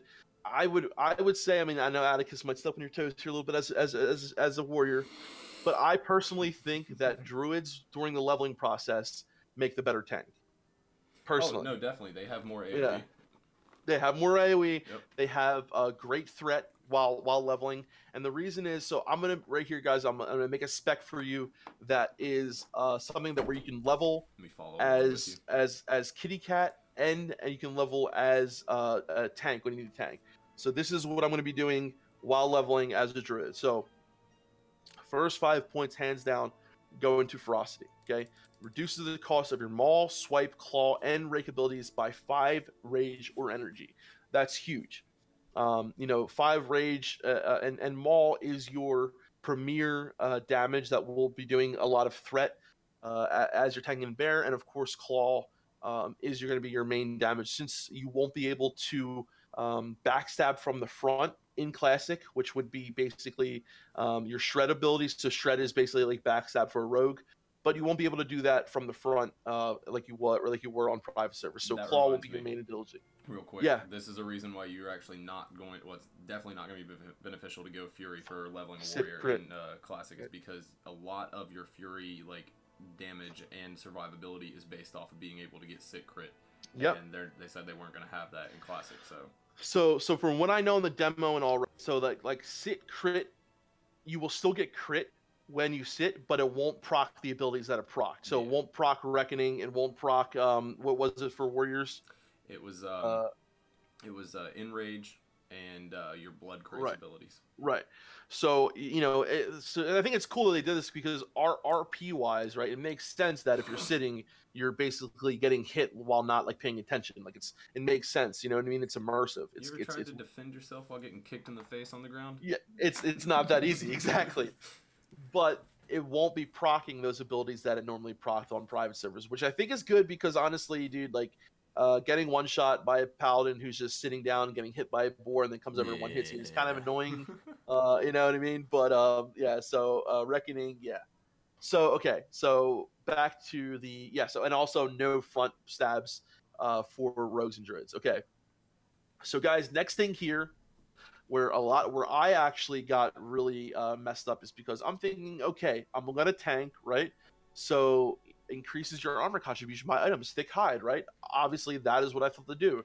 But if you read Feral Instinct here, it is way more important because what it does is it increases the threat caused in bear and dire bear form by 3% and it stacks 5 times, and reduces enemies' chance to detect you while prowling. So honestly, guys, put 5 points. 5 points right into Feral Instinct. It is just that good. It is really, really amazing. I think it is by far way more important than Thick Hide, especially while leveling. Thick Hide is not that big of a difference in when you're going to be in dungeons and shit like that. And in Classic, it's a lot different from this. So if you guys, anyone on here hasn't really messed around with stealth in Classic, the detection for mobs is way higher in Classic. Like, way higher. It's a lot harder to sneak up on people. Especially if they are the same level as you or a little bit. They will, look at you and see you from a lot further away. So that does help. While. So no, I mean it. Nothing more annoying than a paladin in blues killing your epic geared warrior with 5 silly hit combo. I know, Ion. I know. Well, okay, so they here did change it so you can't infinitely stack. That was even a thing in Classic, right? Yes. Remember the one, basically one hit Kazakh. Yeah. As soon as that happened, they changed it the next day, which is freaking hilarious. Okay, guys. So I'm glad we're giving some druids some love because a lot of people in this chat, I know you guys love druids. So next thing. Oh, they're so good, so good. Next thing you want to do, guys, feline swiftness. It is just that good. So at level 20, you will be getting cat form, feral cat DPS form. Now, right at level 20, you can have 1 point into feral swiftness, which is going to increase your movement speed while in cat form by 15%. 1 more point into it, 30%. So right now, at level 21, you have 30% increased movement speed in cat form. Huge helpful while leveling. Just so very nice. Absolutely amazing, right? Now next here is where my personal preference comes in. Feral charge is great and all, but it's not 100% necessary while tanking at that level. It's great and all. I kind of like to have the sharpened claws first, and then I'll go into feral charge later, or you can do it now. It doesn't matter. I kind of wait. I hold off on feral charge for a little bit because while tanking, you can still tank fine without it.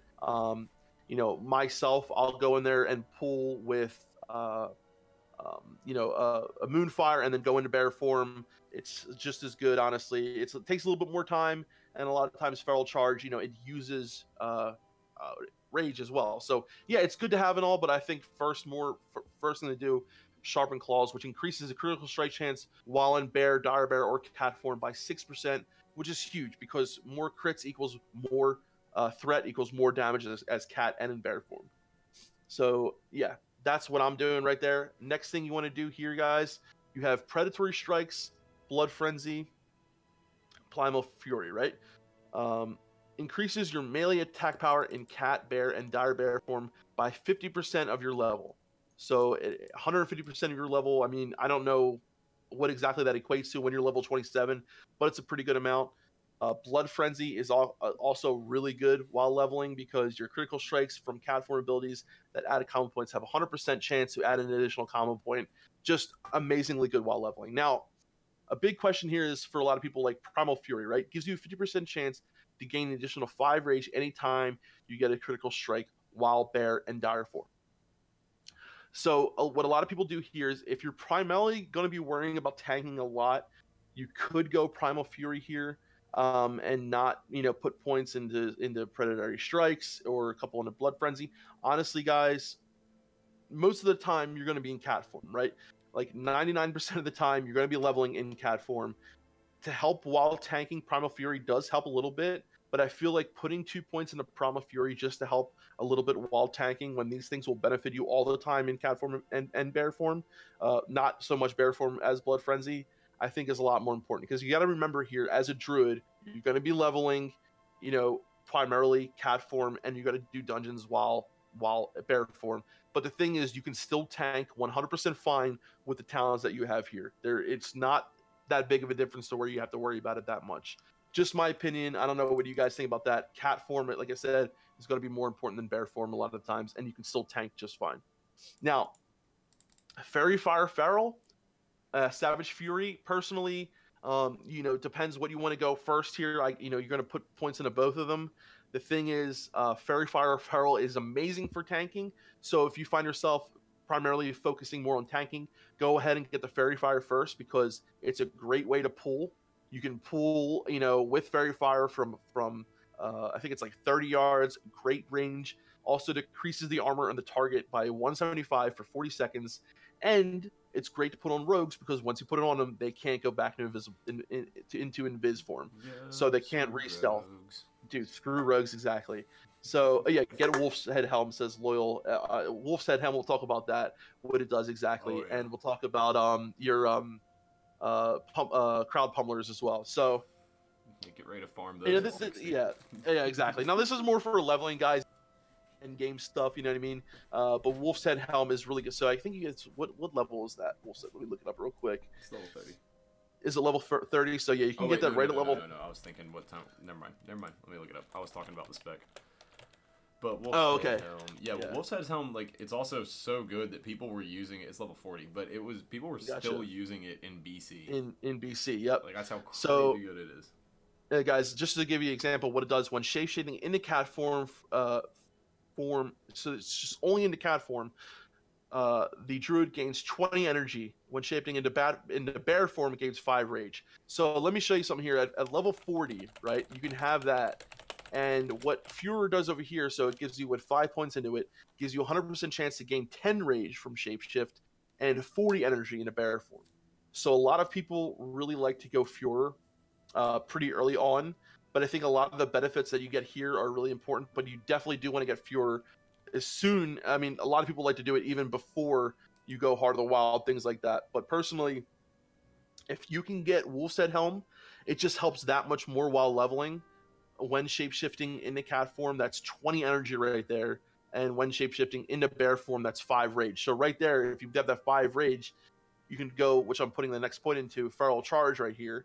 You can use that Feral Charge right away by shifting into bear form.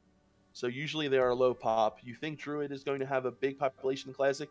Yeah, John, actually, Druids usually have the lowest population in on private servers. So I think that at the start we're going to end up with a very good balance of things. You think so? I think Warrior and Rogue will still be on the top end, but I think that you got to also consider there's going to be tons of people playing that have no knowledge of vanilla. They're going to come over and just be like, well, I always play this class, so I'm going to play this class.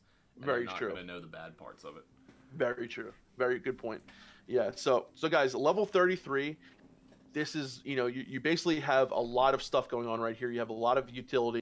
We just put a point in a feral charge, so you have your feral charge now. Now, a lot of people like to go, like I said, put 5 points into Fuhrer pretty early on. But what I'm going to recommend here is doing this. So you could put either a point into Thick Hide or a point into Primal Fury. Whatever you think is more important for you. If you feel like you're getting hit a little bit harder, 1 point into Thick Hide is not going to do that much. I think 1 point into Primal Fury would help a little bit while tanking, so I would go ahead and put that there. Heart of the Wild is just so good. So it increases at 5 points, it increases your intellect by 20%. In addition, in bear form or dire bear form, your stamina is increased by 20%. And while in cat form, your strength is increased by 20%. So right there, that's huge. Now, again, Fuhrer is also really good. So depending on what your preference is and what you want to do, you can either put 5 points in Fuhrer first to get that 100% chance to gain 10 rage while shapeshifting or 40 energy, or you can go ahead and go Heart of the Wild and then Leader of the Pack first. So guys, it's a lot to do with your preference. What do you feel like? If you're going to be tanking a lot and you're going to be going in and out of form a lot, I would say go ahead and put those 5 points into Fuhrer, because it would really benefit a lot from tanking. If you're going to be doing a lot of, if you're staying in cat form most of the time, then yeah, Fuhrer won't be that beneficial for you. You might as well get the 5 points in the Heart of the Wild. But a lot has to do with what your play style is. The point is you're going to be getting these points either way. So whatever one you want to do is most important for you. That's fine. Now, once you have 5 points into Fuhrer, so this is level 45, you finished here in your feral combat tree. The next thing you want to do is go into the balance tree, right? This is where. Oh, thank you for subscribing, Jumbo Muffin. Thank you very much. Hey. So Devil Sword gear is best early on, right, for feral. So Devil Sword is really, yeah, well, depending on John Petrucci, if you're going feral DPS. If you're going feral tanking, no, it is not. Okay, Nature's Grasp, 5 points in improved Nature's Grasp, because honestly, Nature's Grasp is great for PvP, and honestly, guys, this is a great spec for PvP as well. Now, natural weapons, huge, amazing talent right here. Increases damage you deal with physical attacks in all forms by 10%. Huge right there. Honestly, I think this is like one of the best things that you can get.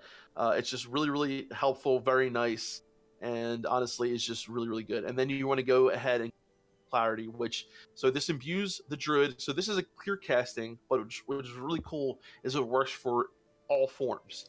Imbues the Druid with with natural energy. Each of the Druid's melee attacks has a chance of causing the caster to enter a clear casting state. So clear casting state reduces the mana, rage, or energy cost of your next damage or healing spell by 100%. So if you proc clear casting, guys, that's a free maul in your next ability. That's a free claw. That's a free shred. That right there is just huge. The amount of abilities to be able to use, like having that Omen Clarity. So very nice for that as well. Now, at level 56, you're pretty much fully ready. You're whatever you're doing, you're tanking. You can put some points in a Thick Hide if you want. In natural shapeshifter is really nice as well, because it reduces the mana cost of all shapeshifting by 30%. So depending on what you're doing, if you're going in and out of form a lot, you can put 3 points in a natural shapeshifter, or you can put your points in a Thick Hide if you're going to be doing a lot of dungeons at that point. But like I said, guys, Fuhrer is amazing. It's great. Wolf's Head Helm is also really good at level 40 if you can pick that up with leatherworking. And like I said, at level 40 or so, or before that, I'm sorry, what does it end up being? Like around level 38 or so. I'm sorry, before that, actually.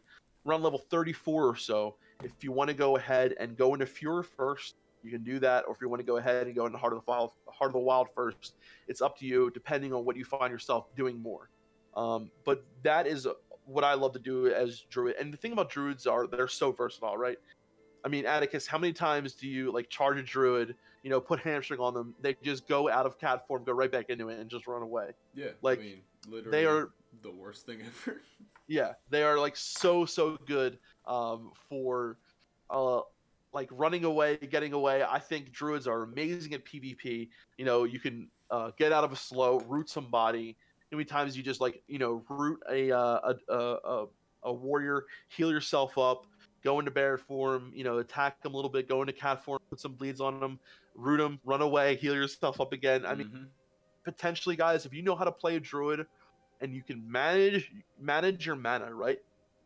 So the thing is with cat form and going into bear form and all these things, it uses a ton of mana. That's why natural shapeshifter can be really good as well. And if you're as well, because going in and out of cat form all the time and in and out of bear form, you're gonna need some rage so that you can charge a target. You're gonna need some energy so that you can start attacking a target. Like it's really important to have that fury as well, but you really need to manage your mana. So having mana pots, making sure that you don't go, you know, in and out of cat form or other forms unnecessarily. Again, guys, something that I forgot to mention on how at level 30 you do get travel form. So, you know, and feline swiftness is still great because you can use that while indoors. So if you're in a dungeon, it works great as well. And like I said, most of the time you're going to be in cat form. But at level 30, you get a 40% increased travel form, which is just amazing. So yeah, I mean, druids are great while leveling, dude. I think druids. I have a druid right now, and the grind, like the capabilities of how much you can grind as a druid, it's unbelievable. I think they are only topped by hunters, in my opinion. I think they're better than warlocks. What do you think, Atticus? As far as druids for leveling, yes. I mean, Yeah, they're really, yeah, really fast. I mean, I don't know. I haven't done both, but I don't know. I mean, warlock has just always been this is the fastest way to do it, and hunter's like the fastest way to yeah. do it. But if you play a druid right, I think that you can at least compete with the times. Yep. And this is the thing too. Like, you know, warlocks are great. Their pets aren't as strong as hunter pets. Their grind capabilities are good. But the thing about druid is so good is you can constantly kill things, and you kill things very fast as a druid. You can stealth when you need to get around mobs. If it's a Yeah. PvP server, you can get out of a lot of needlessly PvP encounters that are going to make you die a lot. So that's having that stealth is huge. Stealth is a And huge also, factor. dude, it's huge. So imagine being a rogue that can heal himself and also tank, right? Because the major thing about druids that's so good is you have basically no downtime, right? When you kill 3 mobs and you need to heal yourself, you're going to be in full mana. You go out, you know, put a rejuvenation on yourself, you know, either And healing just jump on touch, the next one. and then just jump on the next mob, dude. And it is nonstop grinding. You know, takes 1 second to come out, heal yourself up again, and go right into the next mob. The grind potential is just so good, and you kill mobs so quick. So Druid is absolutely amazing, absolutely amazing. Um, Jasper says yes, sure, but after all, you can have to. Oh, I don't know what you were talking. If you're making a Druid to main tank, you will sorely be disappointed, in my opinion. Yeah. So the Jester, honestly, main tanking in vanilla is usually a warrior's job, right? But when it comes down to it, dude, there are a lot of fights where druid tanks reign supreme. Um, And that's even only like in the hardcore guilds. Like, I mean, there's tons of yes, guilds out there that'll just be like, yeah, we're trying to have fun and we'll experiment with anything. So right, you don't have to default to just what the theory crafting has always been or what's been proven to be the best. There's definitely room to wiggle around. Just depends on who you're playing with. absolutely. And like, see, the thing is, like, first impressions are lasting impressions. So unfortunately, druids were bear druids were kind of shit in the beginning of vanilla. They had like very low amount of armor bonus, was like 160%, and then later it got buffed to what it is now, like 300 and whatever it is, 360, 370, something like that. So it was really bad in the beginning, and it left like a sore taste in a lot of people's mouth. They're like, you know, Hmm. feral druids suck, this that, and the other. And also, But dude, you have to reevaluate it as well. I mean, like there's still like yep, you this game's been out for like 14 years, and people are still discovering like new ways to do things nowadays. And so the amount of knowledge that we have now versus the knowledge that was available whenever druids had that bad taste put in everyone's mouth, it's different. Like it's astronomically different. There's so many different yep. ways that you can do things now. So if you can find a way to make it work, then just do that. Exactly. And, you know, I honestly like 100% believe that druids, there are a lot of fights where they reign supreme. Like a lot of people even believe that a lot of fights in Nac druids are really good. Because the thing is, I'm gonna show you guys this clip real quick from Scarm Tank. If you don't know who he is an amazing content creator as well. He does a lot of tanking stuff over on YouTube.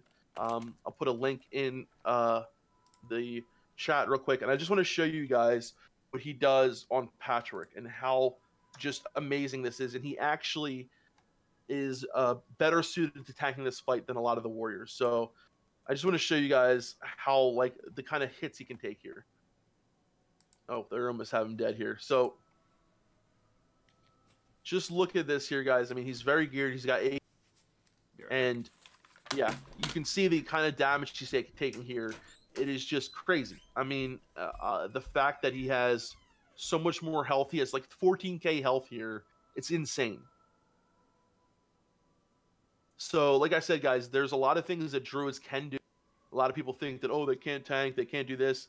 Not true, man. Druids can tank a lot of fights. I wouldn't necessarily make them like the main tank for the raid or the main tank for this and that and the other, but they make great off tanks. They make great main tanks in some instances.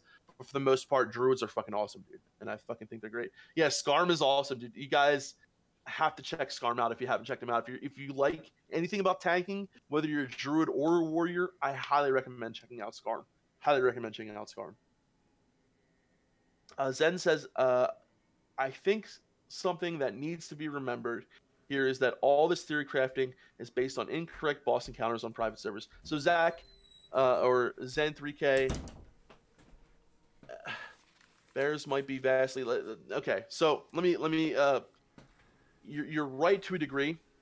So a lot of these encounters are based on a lot of research that people from NOS and people from Elysium have done, from numbers that they went back on Wayback Machines, from numbers that they had based on information they had in vanilla.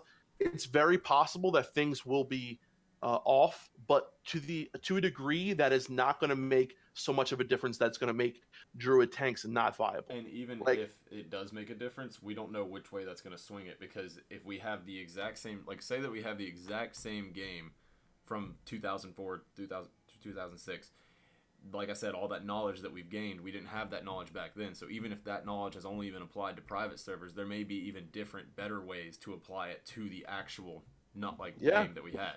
So, and that's a good point. And honestly, man, like, when talking to a lot of these people who have talked about, private server numbers and, spell coefficients and stuff like this, some of the stuff that they did that was guesswork was not like 100%. It's not like they 100% guess and say, oh, we're just going to make it work this way. No, it's like they had so much information and so much knowledge about the encounter already that they had to basically say, okay, like we know this works like this. We don't have the exact number that what we have, but we have this evidence to make an educated guess on. It's not like they're just 100% guessing it out of nowhere and saying, we're going to give him 500 armor. No, that's not how it works.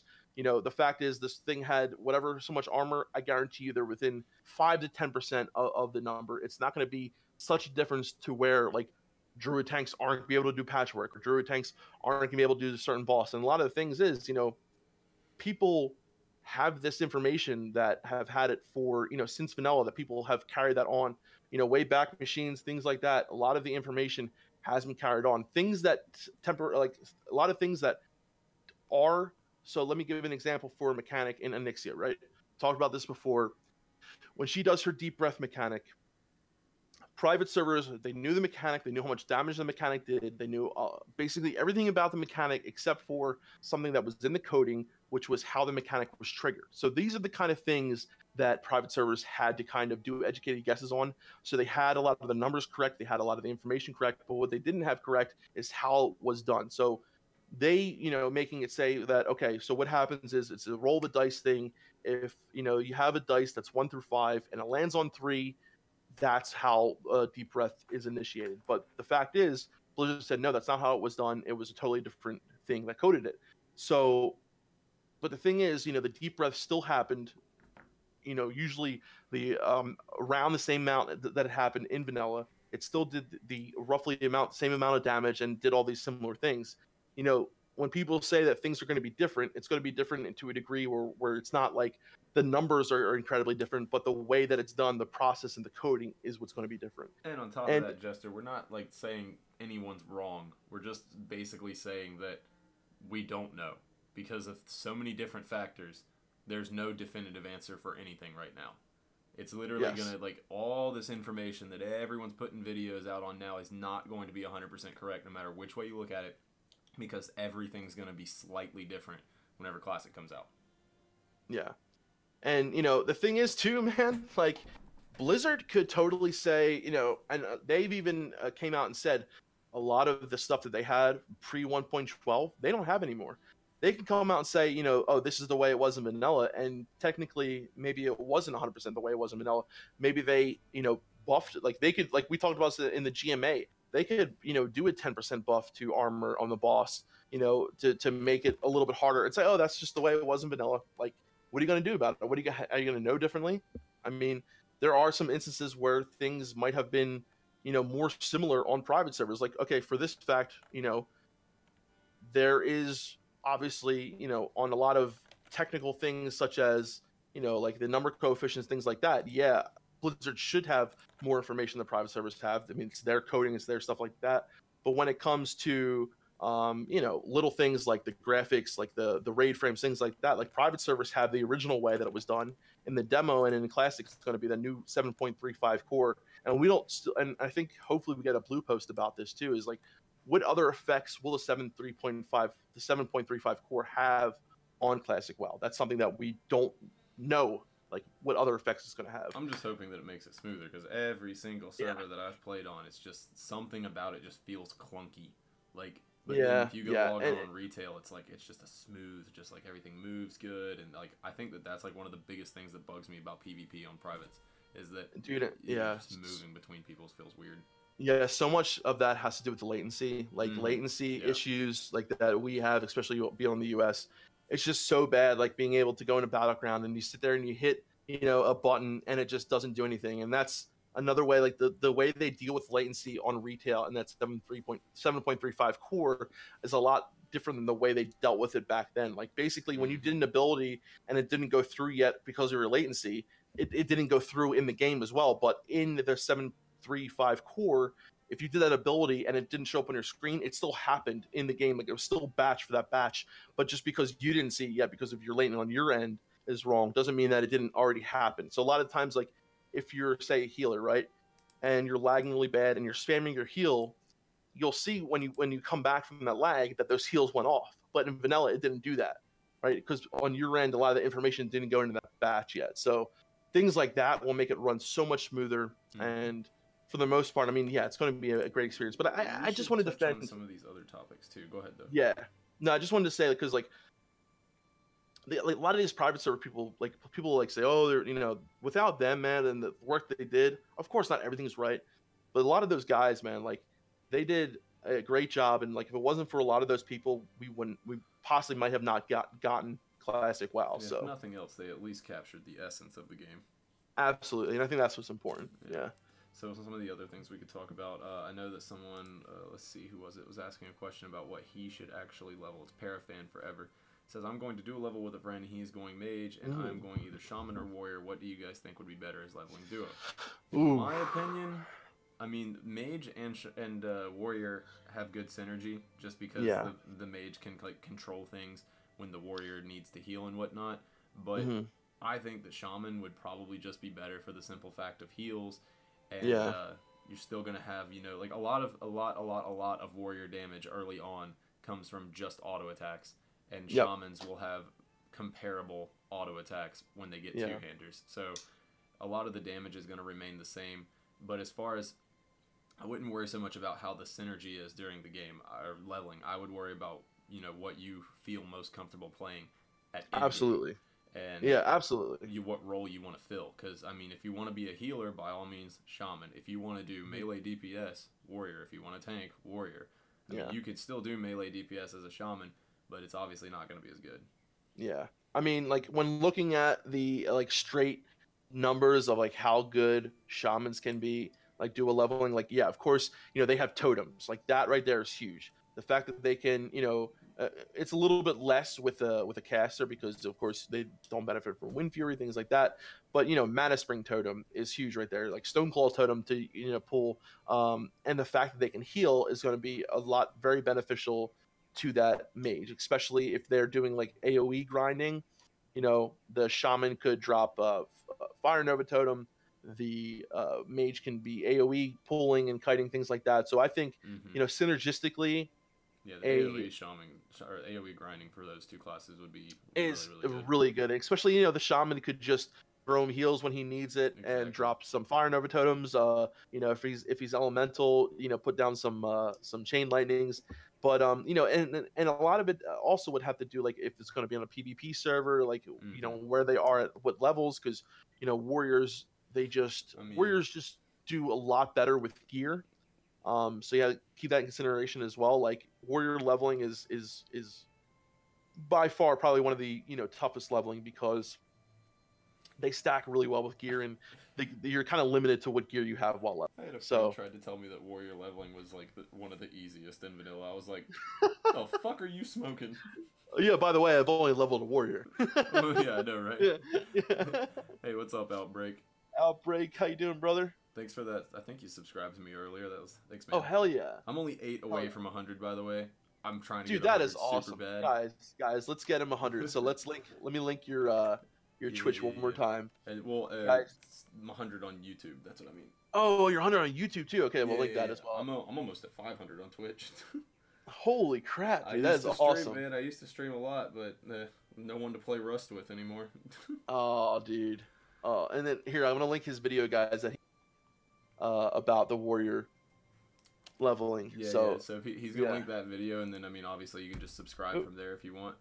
There we go. That would be super awesome, because the next one I plan on putting out is Rogue, which we could go ahead and go over Rogue talents right now for leveling if you want. Yes, let's do it. So, but also I want to say what you said too about like picking what you would like. That is 100% the most important thing in my opinion, to pick what you enjoy. What struggles you face while you're leveling. The leveling portion may take a long time, but it pales in comparison to the amount of time that you'll spend on a character you enjoy at 60.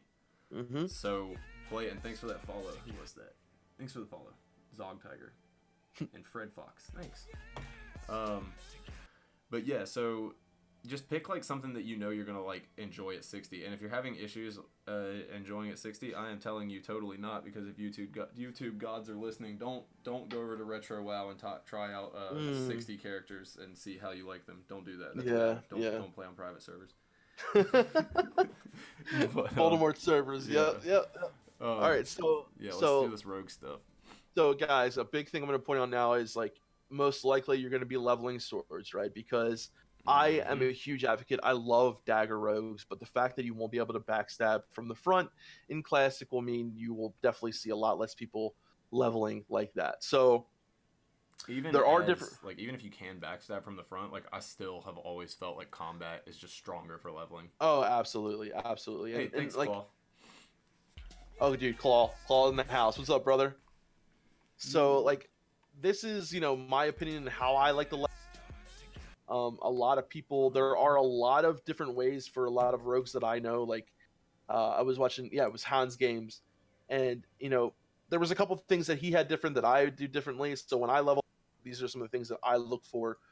And a lot has to do with your playstyle. So Rogue, there are some things where you can like kind of tweak it to like what you like or what you like better, but we'll go over like the basic leveling spec. Antoine, if your guild tells you that you'll be able to raid as a DPS shaman, don't believe their lies. Yeah. Well, you know, honestly, dude, totem twisting has its place. Agreed. Absolutely, 100%. And it all depends on like what guild you join, right? So if you join a guild that's like, oh, we're hardcore, we're all our shamans are going to be this, only heal. The thing is though, man, like totem twisting shamans and enhancement shaman will be hands down better at totem twisting than a resto shaman would be, especially in say in the warrior in the tanks group or the melees group. I definitely think there's at least one spot for an elemental shaman in the raid. So it also depends on if you just want to sit there and white hit the boss for nightfall prots and just totem twist. So also depends on how you want to play as that shaman. Turn my mic up a little bit in my stream. John was asking, and thanks for watching my streams, guys. I'm only 2 subscribers away on YouTube from 100. I love you guys. You're awesome. Dude, that is fucking amazing. 2 more, guys. Come on, let's get him 2 more subs. 2 more subs. Okay, so Rogue talents. Yes. I think the first one by far is Improved Sinister Strike. Absolutely. You go with 2 and Improved Sinister Strike.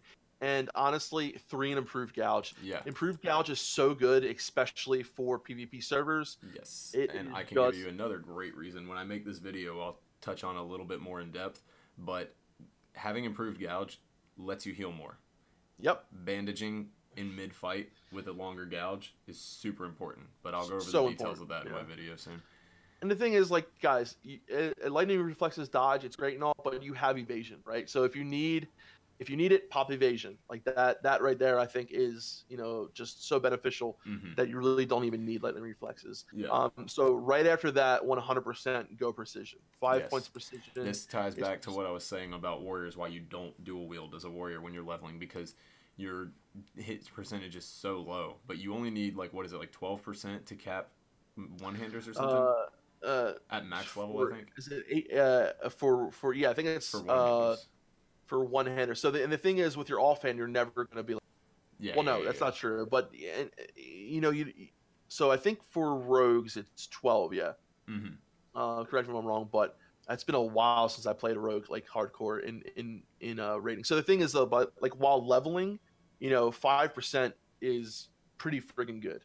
Like you're not gonna have any gear on it for like the first usually 30 to 40 levels that you're gonna need. That you're gonna have any hit rating, right?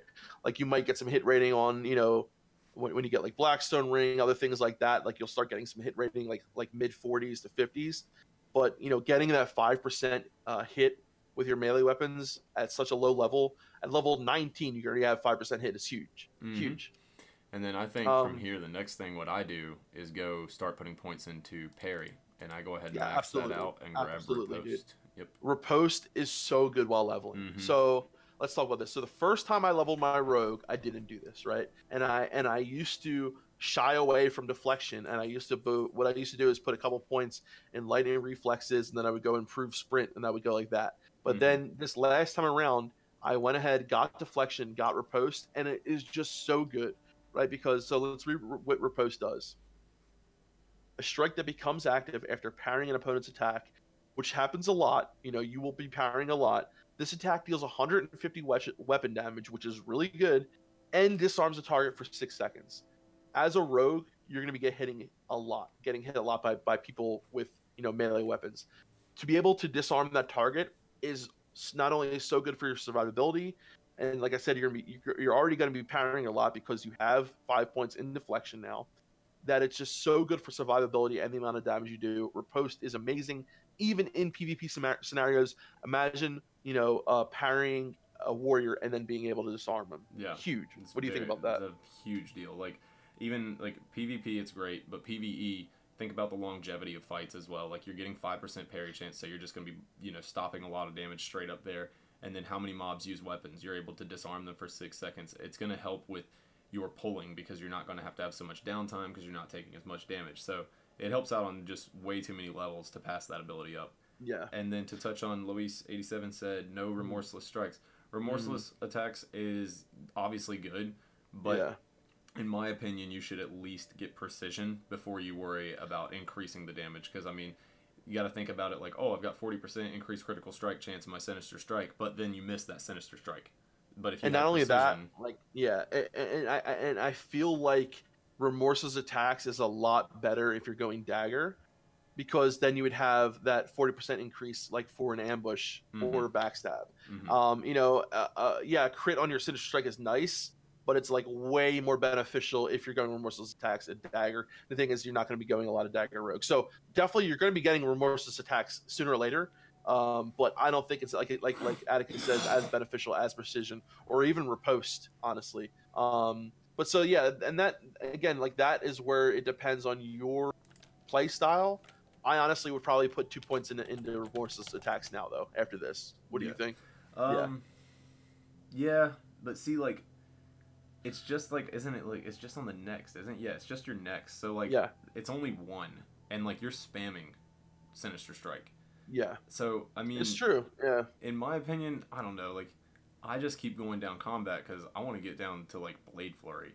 That's true, and I usually do the same, honestly. I mean, like, so guys, again, this is going to be what Atticus and I do. Do whatever you like want to do the most. If you see more benefit out of that 40% chance to crit on your Sinister Strike, go ahead and do it. It could, benefit your It could make your leveling process a little bit, faster. But Yeah, next it's thing, all yeah. It's just like depending, like because there's probably some information out there that's got micromanaged, which is best and which is not. But there's so many right, intricate little situations that you can't really account for. So it's just about what you feel like your play style is better. exactly, and what you preference too. Yeah. So next thing I do is dual wield specialization, and I put 4 points, I think. Yeah, 4 points into dual wield spec, so that you can get your next one into Blade Fury. Is that what you do? Yeah, yeah. You Yep. just go until Okay. you can get into the next tree, and then you get Blade Flurry, and then your this is where you can go sword spec. Like in the guide that I'm making, I'm gonna have all the weapons like optimized and everything. So I think I could be wrong, but I'm pretty sure swords is what you're gonna be using most. Yes, So 100%. yeah, so sword specialization, and then just get the 4 points there, and then go into the aggression. I think next. Right. So you get 4 points into dual wield specialization, and then 1 point into Blade Fury. Mm-hmm. 4 points into sword spec, and then actually I go 2 points into weapon expertise first before aggression. Oh, do honestly, you? because Okay. well, Yeah, yeah, you're right. increases. You're right. Yeah. So I mean, It's the same thing I so was saying about getting precision before you go for remorseless attacks because you're right, trying to make things hit better. and like especially like if you're playing a human, even more because you already have that increased skill with sword and your maces. But again, guys, like 99% of the time for leveling, especially in classic, I highly recommend going sword specialization. Mm-hmm. Dagger will not just be that; it just won't be that viable because of the whole issue that we're Yeah. gonna have in classic with no backstab. I So mean, yeah, mixed specialization is still like an option as well because it just reduces the damage that you take. It's random, but so yes, is sword specialization. But yep, sword specialization is still better in my opinion. yeah. So here, this is where like I tend to you could just go aggression, right? Go 3 in aggression and then go adrenaline strike, or some people like to finish out dual wield, then put like 1 to aggression and then go adrenaline rush. Honestly, I think aggression is just really good. It increases the damage of your sinister strike and eviscerate abilities by what is it with 3 points, 6%. Yeah, and see, this is So, where but like you got to go with what you feel because like yeah, you could do one less point in aggression and then put one more point in the sword specialization, or you could do it with the dual wield. There's a lot of different ways to play with your points right there, but yeah. it all just comes down to what you feel is the best. So for this one, I'm just gonna I'll do I went 4 dual wield and 4 sword spec and then 3 in okay. aggression. Just Yeah, I'll do that. I'll do that way that as you're well. getting That's the most. personally what I. Yeah, Yeah. yeah. I mean, aggression is really good. Like 6% to your sinister strike and eviscerate. Those are your main abilities while leveling. And also, guys, I want to mention that slice and dice while leveling is great. It's really good, but you really want to make sure that if you're using it, you're getting your full benefit of it, right? So if you can 5 combo point and kill a target with a 5 combo point eviscerate, go ahead. I'm sorry, eviscerate. Go ahead and use eviscerate. There's no reason to use slice and dice unless that target's going to remain up. Mm-hmm. So a lot of the times, like, well, if you have 2 targets up, then okay, yeah, use slice and dice. There's 2 targets. Your next target is going to benefit from you having that slice and dice. Slice and dice adds insane amount of damage. So it's a very situational. So when you're using your slice and dice compared to eviscerate, again, like if you have 1 target, you want to burst them down as quick as possible, eviscerate will probably be quicker. Also, If have you that have mentality of thinking a few steps ahead. If you're going to be able to pull another mob directly after that, and you can finish this slice, mob up, yep, keep slicing yep, dice up. exactly. And as soon as you go into the dungeons, man, like slice and dice, your first 5 combo points always will go to slice and dice before eviscerate. Like having slice and dice up, especially if you do slice and dice and you have blade for up and adrenaline rush, wow, it is so much damage. It's like insane, crazy. And Tina, don't forget, Tina, I am putting out a rogue video next, so you can bookmark. Oh, you that are one too. nice. Yeah, that's the next one I'm gonna do. Is just like the warrior one, but rogue. Oh, I can't wait for that. Okay, so right as soon as we get 31 points and get adrenaline rush, I'm gonna go ahead and put 2 points in remorse stacks. Yep. Again, like you could already have those 2. You might have adrenaline rush before. I think getting adrenaline rush at 40 is just it's really good. Also, I mean, in PvP situations, you don't want to be the dude who doesn't have his 40-point talent like right at 40. Dude, adrenaline rush in PvP is so good. I mean, popping adrenaline rush and like nuking someone feels so good. Oh yeah, so good. So yeah, I think having that adrenaline rush at 40 is beneficial, especially if you're doing dungeons, especially like I said for PvP and even for soloing. Like I found a lot of points where I'm killing elites as long as I had adrenaline rush, I feel like I could kill an elite a lot quicker because of that adrenaline rush. Mm-hmm. You know what I mean? Like keep them stunned, kill them quick, killing targets that are really hard to kill. Boom. And guys, I just making this making me want to play a rogue so bad. I fucking love rogue leveling so much, dude. Yeah. Like it is so much fucking fun. So Yeah. much fun. People who say rogues are hard to level are just Oh, crazy. I love it, dude. I fucking love it. Yeah, I it's love so it. easy. Especially like I did dwarf on my last one, and it was so much fun having that stone form, dude. Mm-hmm. So good against other rogues. So next, I go Malice. How about you? 5 in Malice. Yeah, definitely. Again, Yeah. like melee crit, it's just important. 5% crit, huge. Yeah, huge. And then I don't get anything from the second tier. I just get improved eviscerate because I mean, as a rogue, the only things you're really pressing, like more than anything else, is Sinister Strike and Eviscerate. Yeah. So just I increase mean, that that's really true. Like this is again where a lot of people's different styles will go in, right? Mm-hmm. So I personally, I really agree with you here, Atticus. Mm-hmm. I know a lot of people who will do 3 points in a ruthlessness and then go lethality. Yeah. But I feel like 3 points in improved eviscerate is just really, really good. Yeah. Well, you also got to think about like if you're staying up to date with your weapons, like ruthlessness starts to lose its luster because you're not like it's only like if this were retail when your combo points transferred over, ruthlessness makes more sense. But since they only stay on that target, like by the time you eviscerate somebody, if you've got a 5-point eviscerate on somebody and they're not like almost dead, then you're doing something wrong. Yep. So yep, that's true. That's very true, man. Like getting more combo points on them. And a lot, like I said, like it has to do with your playstyle. Atticus and I, sounds like we're more the kind of 5 combo point eviscerate, try to kill him as soon as you can. Yeah. You know, use slice and dice when you can if it's up, like for certain fights, but most of the time, 5 combo point eviscerate is what you're doing. I think flat 15% increased eviscerate, especially with that another 6% from aggression, is just you get those huge eviscerate crits, dude.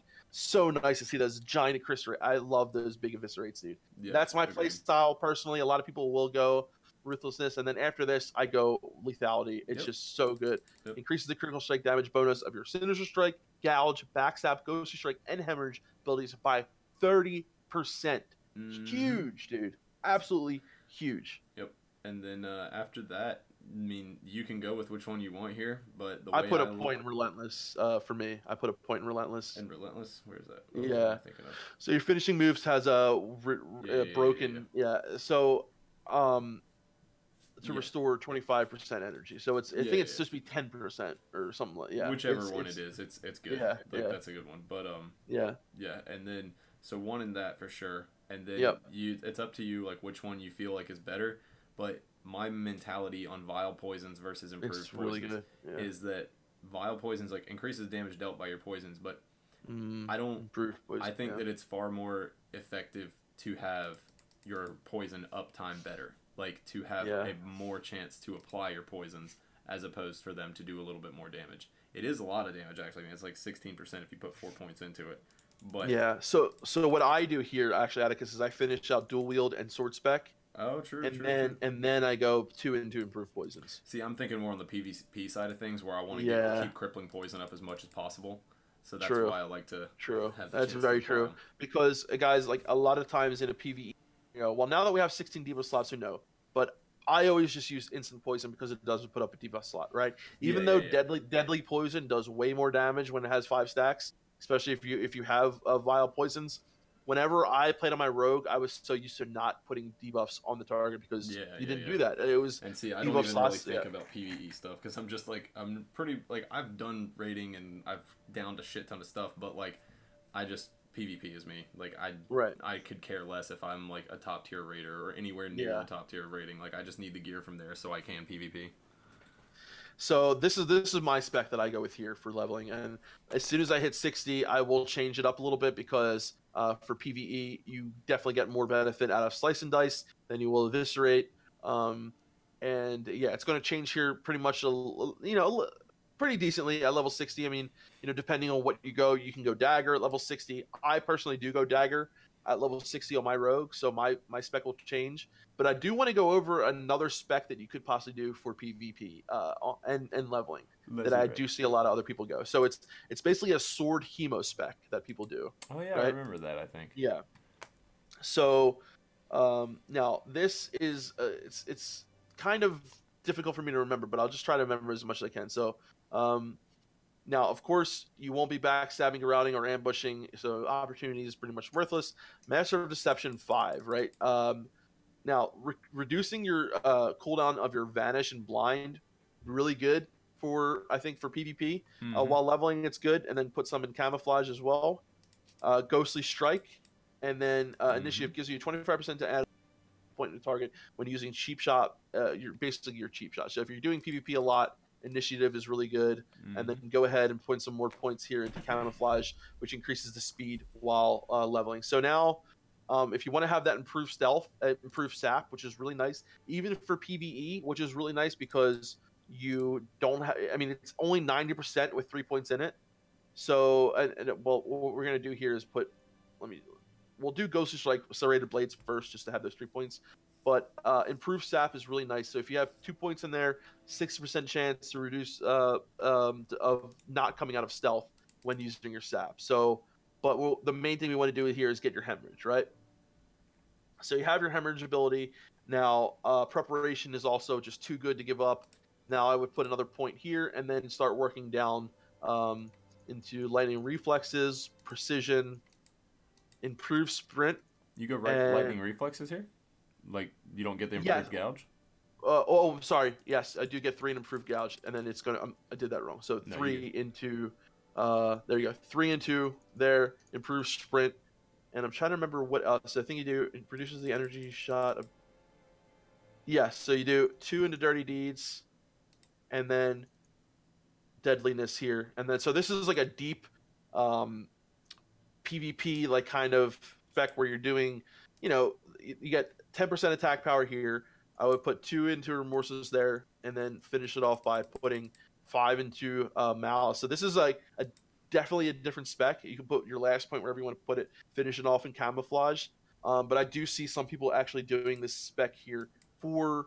Now, I personally won't be doing this, but it is a spec that you could do if you're going to be doing a lot of PvP and things like that. You do get a lot of benefit having that increased speed while in stealth.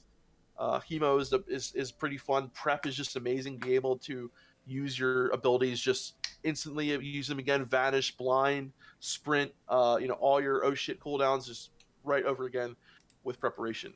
Jesper, I plan on making a video about the gathering professions right now, as far as like the most effective way to level them on the beginning of a fresh start server. So that should help you out a little bit. Oh, nice. Yeah, absolutely. And then I just want to go over my favorite spec, because this is legit, I think, like the most fun spec as a rogue. And it is just... Okay, so hold on. Oh, shit. Oh, by the way, over at 104 subscribers now. Thank you guys so much. Holy shit. Absolutely nice, dude. That is awesome. Thank you guys. Dude, that is fucking beautiful. Approved ambush. Blades, 1, 2, 3. Prep. And I think I'm trying to remember what else I have in this. So this is my my cold blood prep spec. So, dude, this spec right here, of course, this is dagger, you know, but it is just so much fun. So much fun. Oh, initiative. I'm trying to remember what else I do here. Do I do deadliness? Or I think it'd be better to put another one in proof points. So this is kind of like... Now, there are variants of it, what you can do. Having that remorseless attacks is really good because it does work for targets that give honor. So you could put another point in there and getting that 40% increased critical strike on your next ambush, backstab, which is really nice.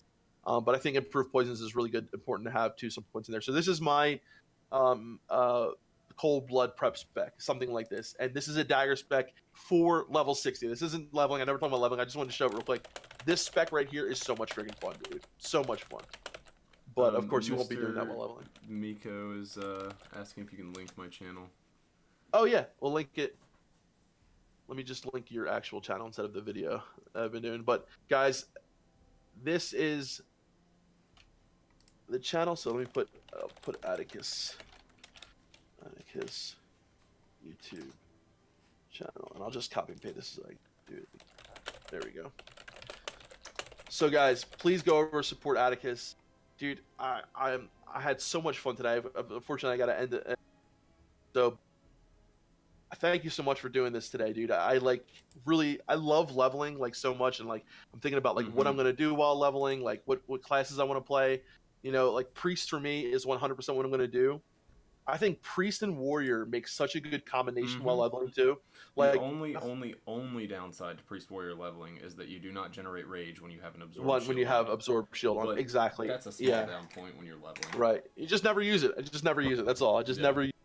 And like so my main thing that I really like about warrior and even the shadow priest is that vampiric embrace, right? You're getting healing back when I'm doing damage, and the fact that I can heal you when I need to, you know, even if you want to stay out of shadow form, and you know, but I think even going into shadow form and getting that healing from vampiric embrace is just so good, dude. Like the compatibility between those two, you know, I have silence, so if a target is shooting from far away, I can silence them. You can charge them. Amazing in PvP, like being able to heal you. I mean, shadow priest is already a dangerous spec in PvP, so is warrior. Warrior having someone to back you up with heals and things like that, so nice, dude. So I'd be really interested in leveling, do a dual leveling thing like with a warrior and a shadow priest. I would love that. That would be fun as hell. Might have to convince one of my friends to go priest. Yeah, absolutely. So Temujin says, Def, how good would a rogue be if they could use two-handers? Oh my god, dude. I don't know, but dude, honestly, so rogues in the horde are just so good. So the thing about Wind Fury, guys, Wind Fury does only affect your main weapon, but it is just so good. So imagine, right, you have Hand of Justice, which is a 2% chance to have that, you know, to have that extra attack. So we'll do that sword spec thing again. So where we had, you guys see it here. So sword spec gives you that, is it 5% with 5 points in there, right? To get an extra attack on your sword specialization. So imagine you have 5% chance to get an extra swing with sword specialization. Imagine you have Hand of Justice with that 2% extra attack, and then you have Wind Fury with a 20% chance to have, 20% with the Wind Fury totem to get an extra attack. Like that right there is why just rogues are so friggin' good. I mean, rogues are amazing on the alliance as well because you have sword specialization on humans. But dude, Wind Fury is just too good for melee. It's just so good, and that's why shamans are amazing as well. And that's why I'm going horde, baby. For the horde, all the way. Loktar, baby, dude. Atticus, I had so much fun today, man. Yeah, dude, I loved it. Guys, again, please, go support Atticus over at his channel. I'm gonna link it one more time. So what was your next plan for your next video again? I'm sorry, I missed that. It's gonna be just like the warrior speed leveling guide, but it's just gonna be like a rogue point of view. So it's gonna be a lot of it's gonna be the same that you see, but I'm gonna explain some of the differences with like random professions and then I'm gonna show the weapon progression and whatnot. I've been doing a bunch of research on it, but my plan is to cover all of them. But I know that for some of them, I'm gonna need a lot of help because some classes I just am terrible at. Yeah, and I'm the same as way, man. Like that's why I really enjoyed this. I learned today. Like honestly, I didn't know jack shit about warrior, especially for leveling. I knew a little bit that I knew from Melderon, but I'm really intrigued to try leveling as a warrior now. They're really hard, but man, I mean, I don't know. Even like on top of how good they are at 60 and how rewarding that is, but like being able to efficiently level as a warrior in itself is, just like rewarding. The thought of just being like, I did it, like I'm the fucking badass of vanilla WoW. Yep, dude. Holtzy, real quick. Holtzy, thank you, much love, awesome stream for the $1.99. Thank you, brother. Thanks for that subscribe too, Holtzy. Dude. And hold up, is Wind Fury procs per minute? I'm getting a question in my stream. Is it procs per minute or does it have an internal? What's that? You had a question in your stream? Yeah, is Wind Fury procs per minute or is it an internal cooldown? Like, is that... So the internal cooldown didn't come until the Burning Crusade. That's what I thought. So there actually is not a internal cooldown until the Burning Crusade. So basically, it's that 20%. But the thing is, you can't proc Wind Fury off of Wind Fury. So that's the only thing you can't do. I feel like there was a point when you could, like maybe in like patch 1.1. Yep. Yeah. Yep. Basically, in like patch 1.1, you could proc Wind Fury off of Wind Fury, which was insane. So imagine there was a chance where you could just Wind Fury nonstop. You'd be like, yeah. I mean, that essentially means that you could one-shot a boss. But kind of. It would take all kinds of stars aligning to do it. But theoretically. Absolutely. But like, yeah, so there's no internal cooldown in vanilla. That's why it's so good. In the Burning Crusade, I think it was like like a couple second internal cooldown they put on, which sucked. Which is just so. I mean, where's the fun in that? But yeah, so it's 20% chance on each swing to proc Wind Fury. So yeah, so if the RNG gods are on your side, like they were for me the other day when I was on my level 39 swing shaman, where I just one shot like 2 mages and a hunter. It's so much fun. You know what I mean? It is just so much fun, dude. I love it. And Outbreak, thank you, Outbreak. I worked really hard on that portrait frame. All the art and everything that you see on my channel, like did you do that yourself? I do it all myself. Are you serious? Yeah, so I might be able to hook y'all up with some stuff if you want me to. Just let me know. Let's just see this. If you haven't seen the portrait on my, or like the webcam overlay on my stream on Twitch or on YouTube. Oh, let me show that real quick. Hold on, let me. Yeah, go check that out because I'm on. If you want that, I didn't follow you yet on Twitch. What kind of friggin'? I think I followed you on there. There we go. Okay, we got the follow now. But yeah, I made the little elite like icon for my video portrait on my webcam overlay or whatever. But also, nice. Outbreak had a question: what is better for PvP and PvE for rogues regarding swords and daggers? I still think like combat swords is just the way to go for everything, unless you want to go basis for PvP. So combat sword is really good, but honestly, Atticus, I love combat dagger for PvP because I think the burst potential, right? The burst potential is just so good, and you know, so backstab in PvP is just amazing. Like it does so much damage, especially when you have the right talents. I personally for PvP, I mean, hemo sword spec is really good, but I think for like when you're just wanting to blow people up, to open up with a cheap shot, backstab. Thistle Tea, backstab, cold blood, eviscerate, dead, dead. So I'm gonna differ with you. I'm gonna say my favorite for PvP personally is that spec that I showed you for daggers. But again, you need to get that. Like if you have double Fell Striker, oh my god, that'd be amazing. Or like if you get lucky and you get like the tooth and Perdition's Blaze, so many really good things that you could get. But yeah, guys. So I personally, I mean, like I said, sword spec is good for PvP, but I personally prefer dagger in PvP as a rogue. Yeah, yeah, and that's the thing is like that's a good thing about rogues though is that they're a lot more flexible than other classes. Like as far as like which way you can play them. Like a lot of classes in classic are just like you just do this and that is it. Exactly, and rogues and warriors too. Like you have a lot of options.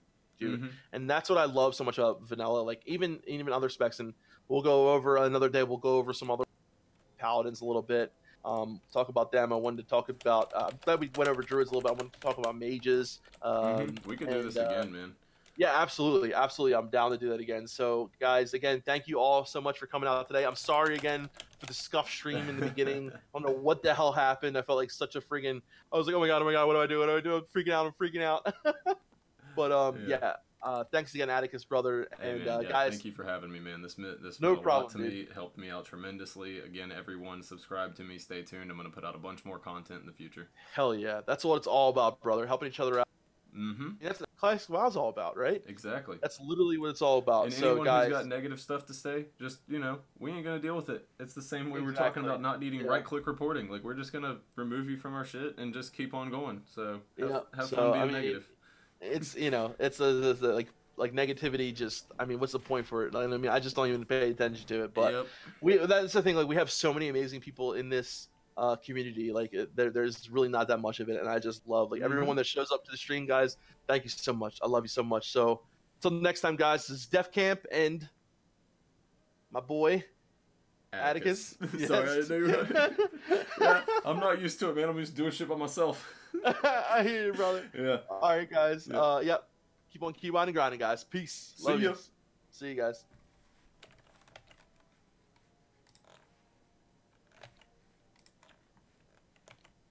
Yo, you there?